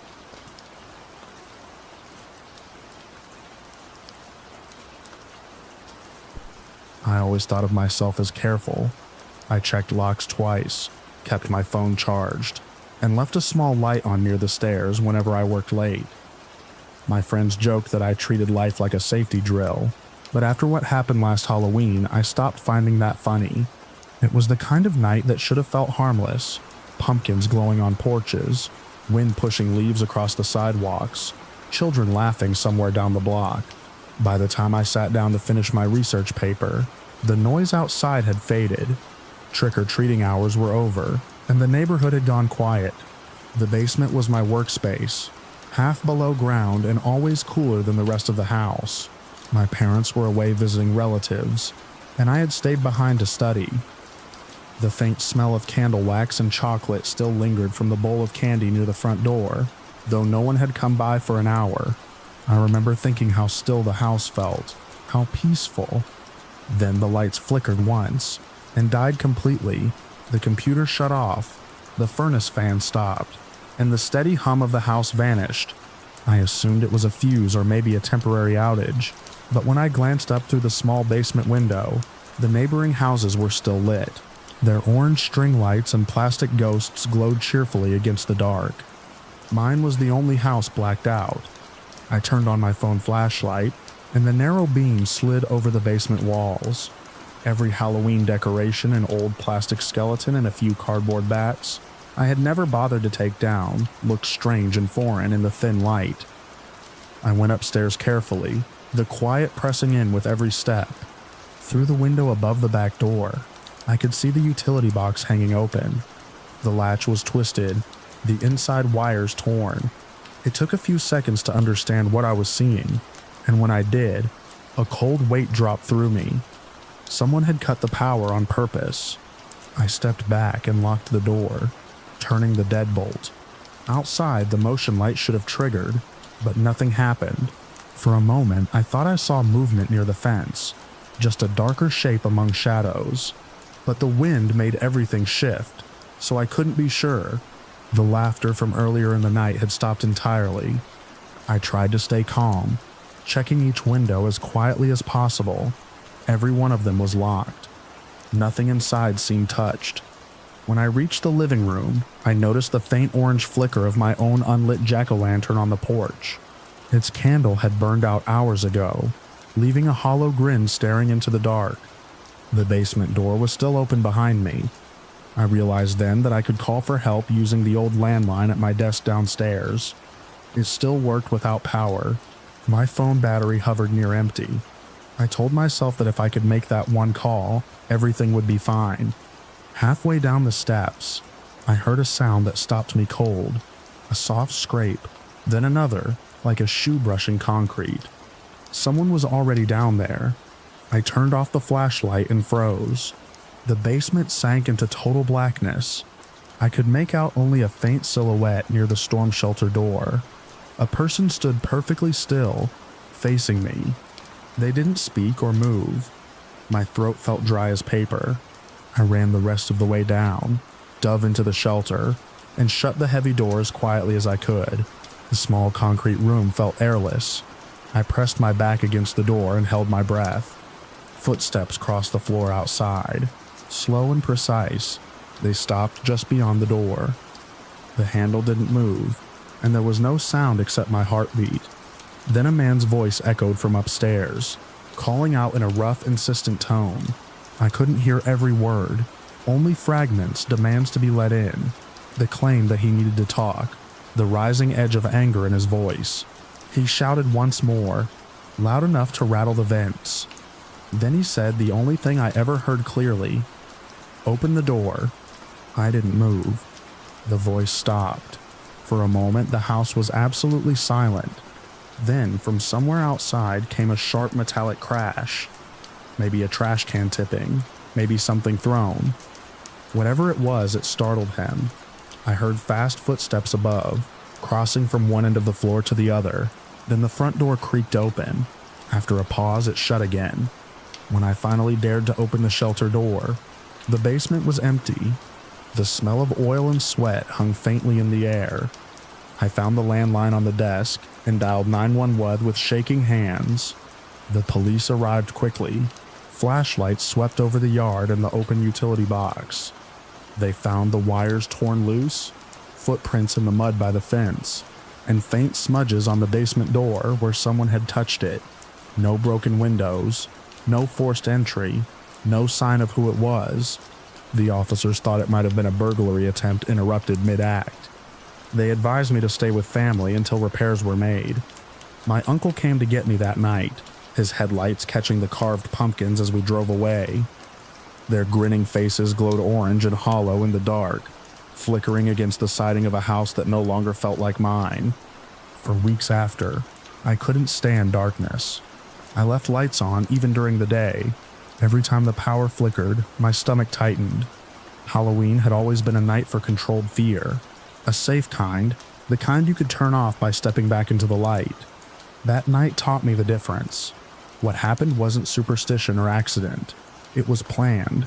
Someone had studied the house, waited until the noise and laughter died, and chosen that moment to act. People like to say the worst thing about fear is the noise it makes, the screams, the panic. But I know better. Real fear is silent. It's a dead house on a night when every other porch glows with candles.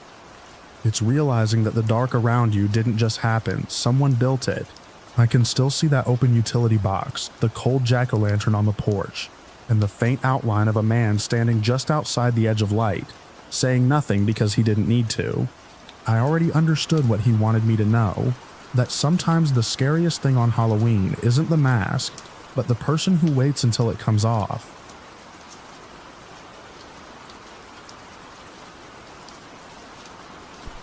I used to think the scariest Halloween stories were the ones people made up, the haunted houses and urban legends that existed only to entertain.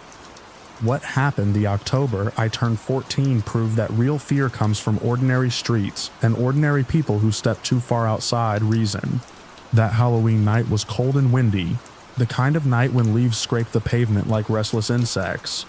I was with my friends Ben and Riley, walking our usual route through the neighborhood. We were too old for costumes that glowed or jingled, but we still liked the routine of doorbells, porch lights, and the faint smell of pumpkins burning in cheap candles. We had just turned down the last road near the cul-de-sac when a woman stepped out of the shadows and blocked the street. She wasn't dressed for Halloween. Her clothes were thin, the kind someone might wear on a warm afternoon, and her hair hung in messy tangles that blew across her face. She carried a plain paper bag, the kind you'd get from a corner store. The three of us slowed down because something in her posture made us unsure if she even saw us as kids out for candy. When she looked at Ben, I realized she did. She called him by another name and said she had been searching for him. Her voice sounded certain, too certain the way people sound when they've convinced themselves of something that isn't real. She said he was her nephew, and that he needed to come home right away. For a few seconds, none of us moved. Ben tried to explain that she had the wrong person, but she didn't seem to hear him. She moved closer, repeating the same words as though the correction hadn't registered. The paper bag rustled in her hand. She told him she had brought something special for him, and he needed to take it before he could leave. The way she said it made my stomach twist. I remember thinking her eyes didn't blink enough. Riley whispered that we should go, and that was the first time I realized how quiet the neighborhood had become.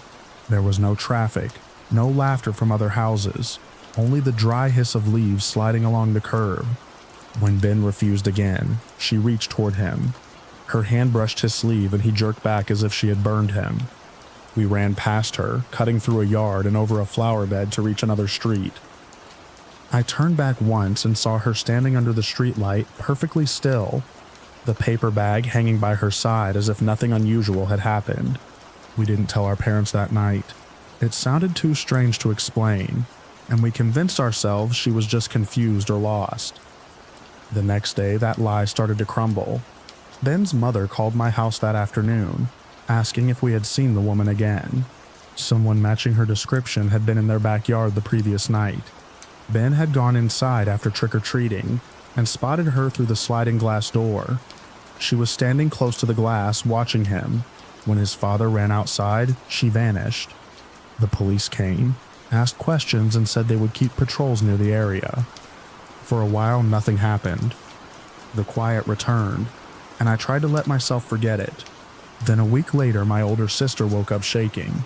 She said she had dreamed about the woman. In the dream, she was awake in her own bed, but her body couldn't move. The woman stood in the doorway, whispering words that didn't make sense. My sister said the woman crossed the room, leaned over her, and whispered, "I found you." She woke gasping, the curtains moving slightly as though someone had just brushed past them. She swore she had seen a shape in the dark that wasn't part of the dream. The story unsettled everyone in my house. My mother left a light on in the hallway, and for nights afterward, even the smallest sound made us check the windows. The police never found anyone, and eventually they said the woman was likely a transient, someone suffering from confusion. That explanation helped during the day, but not at night. About 10 days later, I was at Riley's house. His backyard backed onto a narrow line of trees and a low chain-link fence that separated the neighborhood from a bike path. We were in the living room playing video games when his dog began to bark, sharp and relentless. His mom went to the kitchen window and stopped mid-step. The woman was standing in their yard facing the house. She wasn't carrying a bag this time. She just stood there, eyes locked on the glass. Riley's father rushed outside, and the woman turned suddenly, running for the fence. She cleared it fast, disappearing into the darkness on the other side. The police came again, searched with flashlights and found nothing. They suggested she might be moving between yards or using the path as a shortcut. We all knew better. She wasn't passing through. She was coming back. That night, I stayed at Riley's because no one wanted to be alone. Around 2 a.m, I heard something light tapping at the window. It was gentle, 2 short taps, almost polite. My body froze. I forced myself to look, but nothing was there, only the reflection of the room and my own pale face. I didn't tell Riley until morning. He said he hadn't heard anything, though his dog had growled quietly near the door around that same time. The following day, Ben told us his younger brother had seen a woman by their mailbox before school. She had crouched beside it, holding something small in her hand. She said it was meant for Ben. When his brother refused to take it, she tried to catch his sleeve. He pulled away and ran back inside. Their parents called the police again, but by the time they arrived, she was gone. That was the last confirmed sighting. Weeks passed, and life seemed to steady, though none of us fully relaxed. The police patrols faded, neighbors stopped mentioning it, and people went back to talking about normal things. Yet every once in a while I would see a shadow near a fence or movement behind a curtain, and feel the same cold tension crawl up my spine. I told myself it was only memory replaying itself. Even now, years later, the smallest triggers bring it all back. The sound of paper crinkling, the flash of a pale shape under a streetlight, the rustle of leaves outside my window. My mother still insists on keeping the blinds closed every Halloween. She says she doesn't like the idea of strangers wandering near the house. I think she remembers the fear in our faces more than she admits. Ben told me recently that his mom sometimes wakes at night convinced she hears footsteps in their yard. She says she dreams about the woman too. In those dreams, the woman stands at the foot of the bed, holding out that same paper bag. We never learned what was inside, and maybe that's better.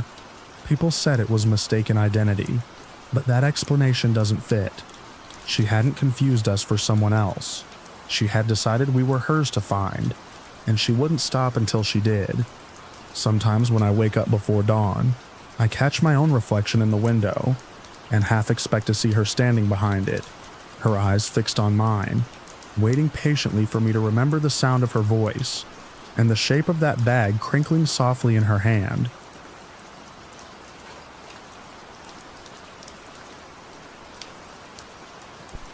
I used to think I could always tell the difference between staged fear and the real thing. Haunted houses never bothered me. I was the one laughing at jump scares while my friends screamed. I liked seeing the work that went into them, the sound cues, lighting tricks, makeup, but I never actually felt unsafe. That changed on Halloween night, 2 years ago at a place called Ridgeway Hollow, a temporary haunted attraction that set up every October on the edge of town.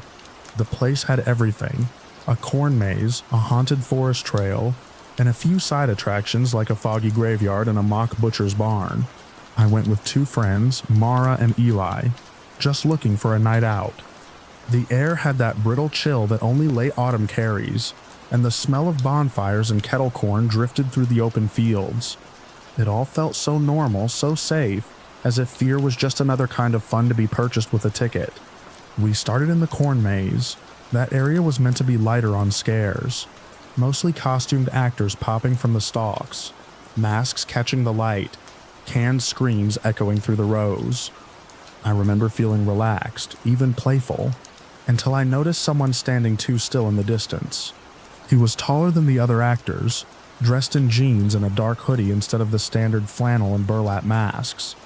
His face covering looked handmade, a crude mix between a skull and a gas mask. At first I assumed he was just part of the show.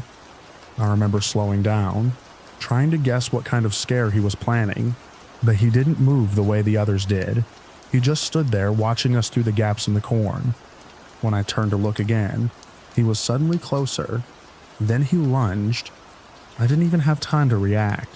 He shoved me hard in the chest, and the ground came up fast. My wrist bent under me with a sharp crack, pain shooting through my arm. Eli stepped between us and yelled something, but the man didn't respond. He tilted his head slightly as if examining me. Then he grabbed my wrist and squeezed with enough force that I felt something shift inside. The pain was instant and deep. I remember screaming and seeing Mara's terrified face before he let go and slipped back into the corn without a sound. The nearby staff looked as startled as we were when we found one of them, a young guy with a flashlight and a staff hoodie. He said he'd call it in, though he looked uncertain. When I described the man, the staffer frowned and said that no one matching that outfit worked there. All their maze actors were supposed to be in scarecrow costumes. That was when a small piece of unease settled in the back of my throat. We were told to continue to the next area while they looked into it. I should have left then, but Eli thought it was probably a mix-up, maybe a guest who had wandered in by mistake.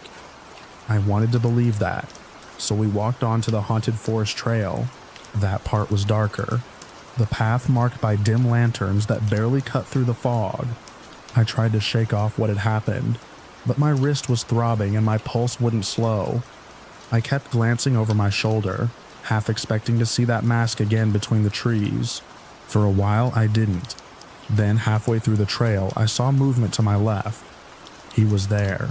The same man, same hoodie, same mask, just standing in the shadows beyond the lanterns. This time, he was walking toward us. I told my friends that it was him again, before they could turn. He started moving faster. His boots hit the gravel in heavy, steady steps. We ran. The trail twisted through the woods, loops and switchbacks disorienting us in the fog. Every turn made me think we'd lost him, but then I'd hear that crunch of gravel again, closer than before. The fog muffled everything except his breathing, long, deep, uneven breaths, as if he was pacing himself not to speak or pant, just to keep coming. Mara tripped on a root, and Eli pulled her back to her feet. I looked over my shoulder once, and saw the mask only a few yards away, its shape catching a flash of lantern light. We bolted toward a clearing where another actor stood pretending to be a zombie. I tried to shout that someone was chasing us, but the performer only laughed, thinking it was part of the show. When we reached the end of the trail, the man was gone again, swallowed by the trees. I could barely breathe when we reached the main area near the entrance. A woman who looked like a manager came over when she saw my wrist and the panic on our faces. I told her everything, the shove, the grab, the chase. She went pale and said quietly that no one matching that outfit was on the staff list.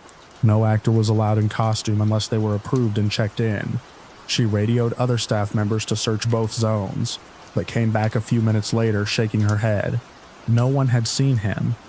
She had me fill out an incident report, then called the police since I had been injured. When the officers arrived, they were calm and methodical. They took photos of my wrist and asked for a description. They searched the corn maze and the forest with flashlights, sweeping the paths, shining light into the trees. There was nothing. No footprints, no broken stalks, no mask. The manager checked her roster and told them again that everyone had been accounted for. Every actor had checked in, and there was no record of any staff member wearing a hoodie or a gas mask style covering. The officers suggested it might have been a trespasser or a prank gone wrong. One of them told me to get my wrist looked at and to call if I noticed anyone following me after that night. I sat near the parking lot as the attraction closed, watching families and couples laugh as if nothing had happened. The smell of kettle corn had turned nauseating by then. I kept flexing my fingers just to reassure myself I could still move them. The police left with their report, and Ridgeway Hollow reopened the next day like nothing unusual had occurred. In the days that followed, my wrist developed deep bruising. Doctors said it was a bad sprain, maybe a hairline fracture. I told them it happened in a haunted attraction, and they smiled like it was just another Halloween mishap. The police never called back. No suspect, no follow-up, nothing. Even now I can replay every second of it. The weight of that shove, the grinding pressure of his grip, the way he seemed to know where we were going before we did. There's a part of me that wonders if he had been watching people for days, waiting for a moment when the crowd would thin out and no one would notice one more costumed figure step out of the corn. I haven't been to a haunted attraction since. I can't even drive past a cornfield without my chest tightening. I keep thinking about how he moved and how deliberate it all felt. The managers insisted he wasn't part of the staff. The police said there was no evidence, and everyone else just kept celebrating Halloween as if nothing had gone wrong. But I know what I felt that night. He wasn't acting, and sometimes when the air turns cold and dry again, I can still feel the phantom ache where his hand closed around my wrist.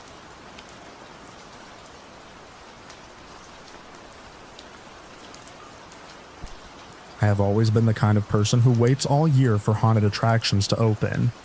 Every October, I drag my friends through as many as we can find. The Hollow Maze was supposed to be the highlight of last Halloween, a pop-up haunted house built inside an abandoned garden center at the edge of town. The advertisements promised total darkness, disorientation, and a zero-light room where every sound would feel like a breath against your neck. That sounded perfect to me. We arrived a little after 9 on Halloween night. The fog machines were pumping so hard that the whole parking lot looked like it was underwater. There was a dull red glow leaking through the glass roof of the old greenhouse, and the screams coming from inside rose and fell like waves. Actors in full costume wandered around the line, one with a cracked porcelain face, another in a pig mask, but the one who stood out was tall and thin, dressed as a scarecrow.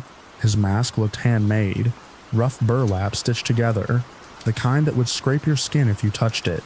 A frayed rope was looped around his neck. He didn't move or speak. He just stood near the entrance with his head tilted down, watching everyone pass. Inside, it started like any other haunted house. Strobe lights, chainsaws, and the smell of fog fluid thick in the air. But when we reached the zero-light section, the staff told us to keep one hand on a rope running along the wall and to follow it until we reached the next lighted area. The second we stepped through the door, everything disappeared. It was complete blackness. I could hear Marcus breathing somewhere to my left, and Leah whispering behind me. We shuffled forward, our fingers tight on the rope. Something brushed my shoulder. It wasn't a prop or a curtain. It felt like the palm of a hand, warm, human, and deliberate. I froze. Marcus asked if that had been me, but I hadn't moved. Leah whispered that someone had touched her too. Then something tugged lightly at my sleeve. I could feel fingers for a second before they slipped away. Marcus swore under his breath and we started moving faster until we stumbled out into a dim corridor. There were no actors in sight. When we told a staff member, he said it was probably the fog curtains or another group behind us, but there hadn't been anyone else in that section when we entered. By the time we reached the parking lot, we were laughing again, trying to brush it off. That's when Marcus noticed the scarecrow standing outside the exit gate, still as a post, head tilted the same way. We assumed he was part of the show, maybe there to wave goodbye, but when we walked toward the car, he started walking too. Not fast, just steady, matching our pace. Leah said it wasn't funny anymore. We called out, told him to stop, but he kept coming until we reached the car. Then he simply turned away and disappeared into the fog. It felt weird, but we convinced ourselves it was just commitment to the act. On the drive home, we were still joking about it. We dropped Leah off around 11:30. When Marcus and I turned onto my street, he suddenly hit the brakes. Under the glow of a streetlight, there was someone standing at the corner. The same height, same rope, same burlap mask. For a second, I thought my eyes were playing tricks on me. But then the figure tilted its head in that same uncanny way. We pulled into my driveway fast. I ran inside and told my stepdad someone from the haunted house had followed us home. He didn't ask questions. He grabbed the pistol he keeps locked in the cabinet and went out to the porch. He called into the dark that whoever was out there needed to leave immediately. When the figure didn't move, he warned that he was armed. That was the only time the scarecrow reacted. He stepped backward, turned, and walked down the street until the dark swallowed him. The next day, I called the Hollow Maze to report it. The woman who answered sounded confused. She said they had no one in a scarecrow costume. Their records showed no burlap masks, no rope props, nothing even close. She checked with the manager while I waited on hold and confirmed it again. There was simply no one like that working there. That night, Leah called and said her backyard motion lights had gone off around 2 a.m. She thought she saw someone tall near her shed but couldn't be sure. By the time she turned on the porch light, the yard was empty. None of us slept well after that. A few nights later, Marcus and I were downstairs watching a movie when my stepdad came to tell us there was someone standing by the fence. We went to the window. The scarecrow was there again, just watching the house. My stepdad went out, keeping the gun pointed down. He told the person to leave.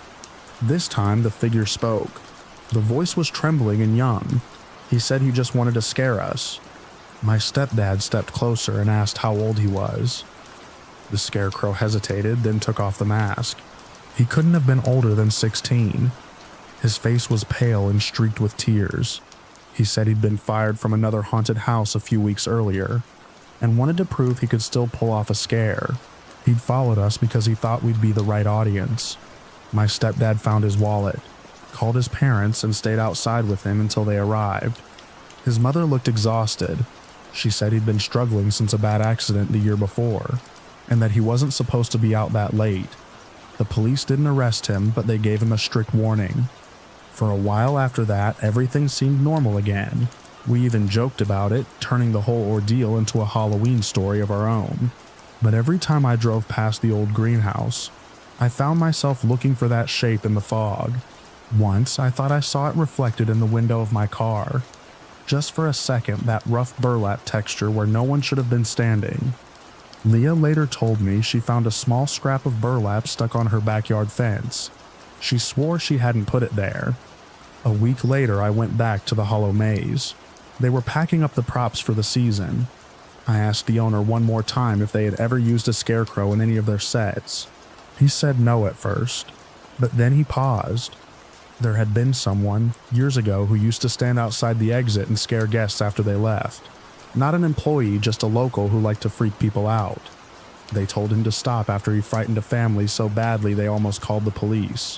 When I asked what happened to him, the owner said the man had been killed in a hit-and-run last Halloween. I didn't know what to say to that. Ever since then, I still go to haunted houses, but I skip the zero-light rooms.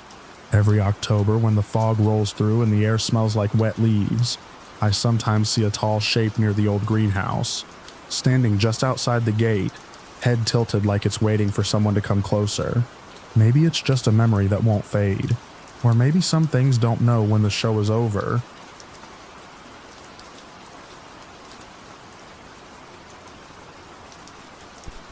We moved into the house just a few weeks before Halloween. It was one of those newer suburban builds, tall and roomy with pale gray siding and a spotless driveway. My parents were thrilled to finally get out of our old 2-bedroom rental. They kept calling it a fresh start, a real step up. At first, I tried to buy into that excitement, but something about the place just felt off to me from the start. The air inside didn't move the way it should have. It felt packed in, like we'd opened a sealed box and something old and unseen was still hiding inside. I was 17 then, not especially prone to superstition, but on that first night, I kept the window cracked just to breathe. The house was too quiet, and every creak seemed to linger a second too long. The bedroom layout was simple, mine at the end of the hall, my brothers next door, my little sisters across the way, and our parents' room tucked down at the far end. Everyone else went to bed easily enough, but I couldn't sleep. I lay still in the dark for what felt like hours, eyes on the ceiling, waiting for nothing in particular. Then I heard the footsteps. They came from the living room below, slow deliberate thuds across the floorboards, heavy enough to make the wall by my bed faintly shiver. I remember holding my breath, thinking one of my parents had gotten up for water, or maybe my brother had wandered down for a snack. But the steps didn't stop. They moved in a clean line through the downstairs and ended directly beneath my room. I sat up listening. Then, for a few moments, there was nothing. Out of nowhere, something slammed hard against a wall on the opposite side of the house. I jumped, heart pounding, and then it happened again, louder this time, like furniture being driven into drywall. I ran to the hallway and checked. Every door was closed. The thermostat screen glowed faintly, showing a steady 68 degrees. I crept down the hall and knocked on my parents' door. No answer at first. Then the door cracked open. My dad looked at me with that unfocused, annoyed look parents give when they've been pulled from deep sleep. I asked if he'd heard anything. He said he hadn't, and told me it was probably the house settling.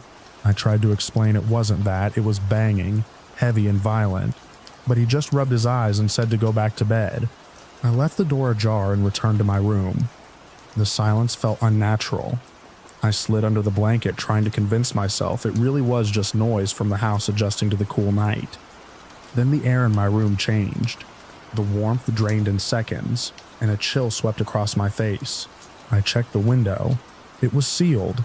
Still, my breath began to fog in front of me. A deep groan rolled through the room, low and guttural. I froze, staring toward the foot of the bed. There was no sound of anyone entering, no click of the door handle, but I knew something was there. The shape emerged slowly from the dark, a tall figure, taller than any human should be. It stood just at the edge of the moonlight, bleeding in from the blinds. I couldn't make out its face, just the long bent outline of its head and shoulders. It tilted its head sharply, like it was studying me, or maybe just waiting. My chest locked up. I couldn't move, couldn't speak. Then, all at once, it rushed toward me. I yanked the blanket over my head and braced for impact, but nothing touched me. The air around me grew still. When I finally pulled the blanket down, the room was empty. No sound, no figure, just my own shallow breathing and the slow return of warmth to the air. The next morning, I tried to tell my parents what happened. My mom said maybe it was sleep paralysis. My dad half listened while checking his phone. My brother made some joke about Halloween getting into my head, and my sister kept glancing at me but didn't say anything. That night, I kept every light on. I checked the locks twice and made sure my phone was charged.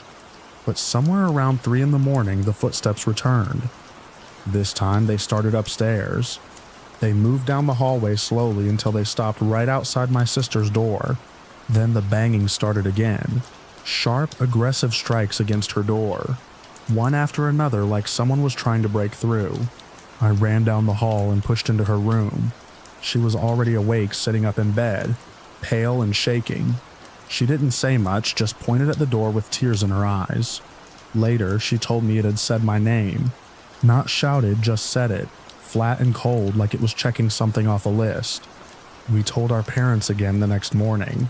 My sister confirmed what I said, but our parents only got quieter. They didn't argue anymore.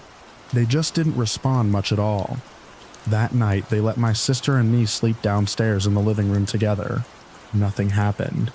And for the next week, it stayed quiet. No sounds, no footsteps. It almost felt like we'd imagined the whole thing. My parents seemed relieved. My sister stopped flinching at shadows. Then Halloween night arrived. Everyone else had gone to bed early. I was still up, scrolling my phone and working through the leftover candy bowl. It was past midnight when I heard the first sound, footsteps again, this time coming from upstairs. I muted my phone and sat still. The air in the house felt thinner than usual. Then every light in the house blinked out at once. I couldn't see anything. I tried to reach for my phone, but I stopped halfway. A whisper came from just behind my shoulder, low and close to my ear.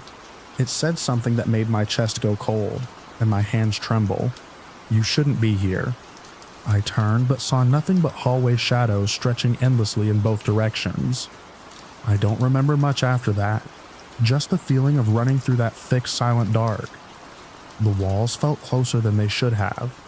The floor beneath me didn't sound like wood anymore. I woke up the next morning on the living room couch. A blanket had been draped over me. My sister was curled up in the recliner, still asleep.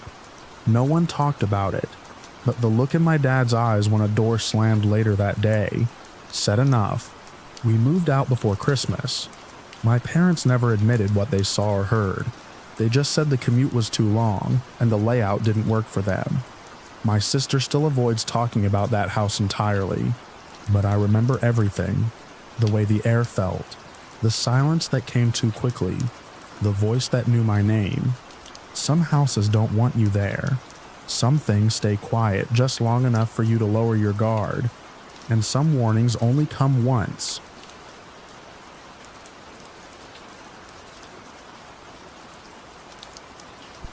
That Halloween night still sits in the back of my mind. The one time the rules I used to roll my eyes at actually saved my life. I was 13 then, old enough to want to walk on my own, but still young enough that my mom made me promise to stay on our side of the neighborhood and be home by 9.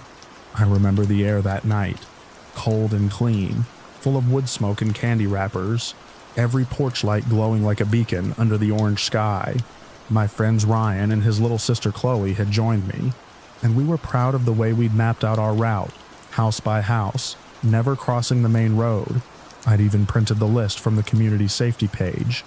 I was that kind of kid, the rule follower. Everything felt ordinary until we reached the small wooden bridge over the creek, the one that everyone in Birch Hollow knew. The boards creaked, and the smell of damp leaves came up from the water. I remember the sound of our candy bags rustling, and how Ryan tried to make a ghost noise to spook his sister. We were laughing when the first car passed us. It was a pale van, the kind that looked like it had been around for decades, paint dull and headlights dim. It rolled by slowly enough that I noticed the driver glance at us.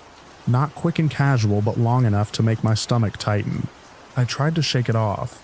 People drove slowly on Halloween, but a few minutes later, after we'd crossed the next street, the same van passed again. I felt that prickle of unease you can't reason away. Then it stopped near the curb ahead of us, idling. I could see the man's face in the faint interior light. Older, maybe 40, with a trimmed beard and the kind of smile that didn't reach his eyes. He leaned a bit out the window as if trying to get our attention. He said something about having extra candy, and that we could get more if we came closer. I froze. It wasn't even that I thought about what to do. It was that every talk, every school assembly, every rule from my mom hit me all at once. I didn't answer. Ryan told Chloe to stay close, and we turned back toward the main road, pretending not to hear. I didn't look over my shoulder until we were halfway down the block, and when I did, the van was turning around. The unease shifted to fear when it began following us. Not fast, but steady. The headlights flickered like a signal. My voice shook when I told Ryan to run. We took off, bags bouncing, shoes slapping against the pavement, Chloe crying as we pulled her along. I could hear the van speeding up, and the noise of the engine made the night seem too big and too empty. We reached the bridge again, but just as we crossed, another car appeared from the opposite side, an older dark sedan. It slowed, and the two vehicles seemed to mirror each other, like they were working together. When the sedan stopped across the road, blocking the way, I realized this wasn't just a creepy coincidence. Ryan shouted my name, and we veered off toward the houses. There was one with a full set of decorations still glowing, a web of lights across the porch, fake tombstones in the yard, and a sign wishing everyone a happy Halloween from the Hendersons. I sprinted up the walkway, pounding on the door so hard that my hand stung. For a split second I thought no one would answer. Then the porch light brightened, and an older man opened the door, confusion giving way to alarm when he saw our faces. I managed to say that someone was following us, that they had tried to stop us. He let us inside right away. Through the front window, I saw the cars lingering at the corner. One backed up slowly, the other waited before turning to follow. The man locked the door while his wife grabbed her phone. She spoke quickly to whoever was on the other end, and then we all just stood there listening to the quiet hum of the refrigerator and the sound of Chloe's small sobs. When the police arrived, the street flashed blue and red against the houses.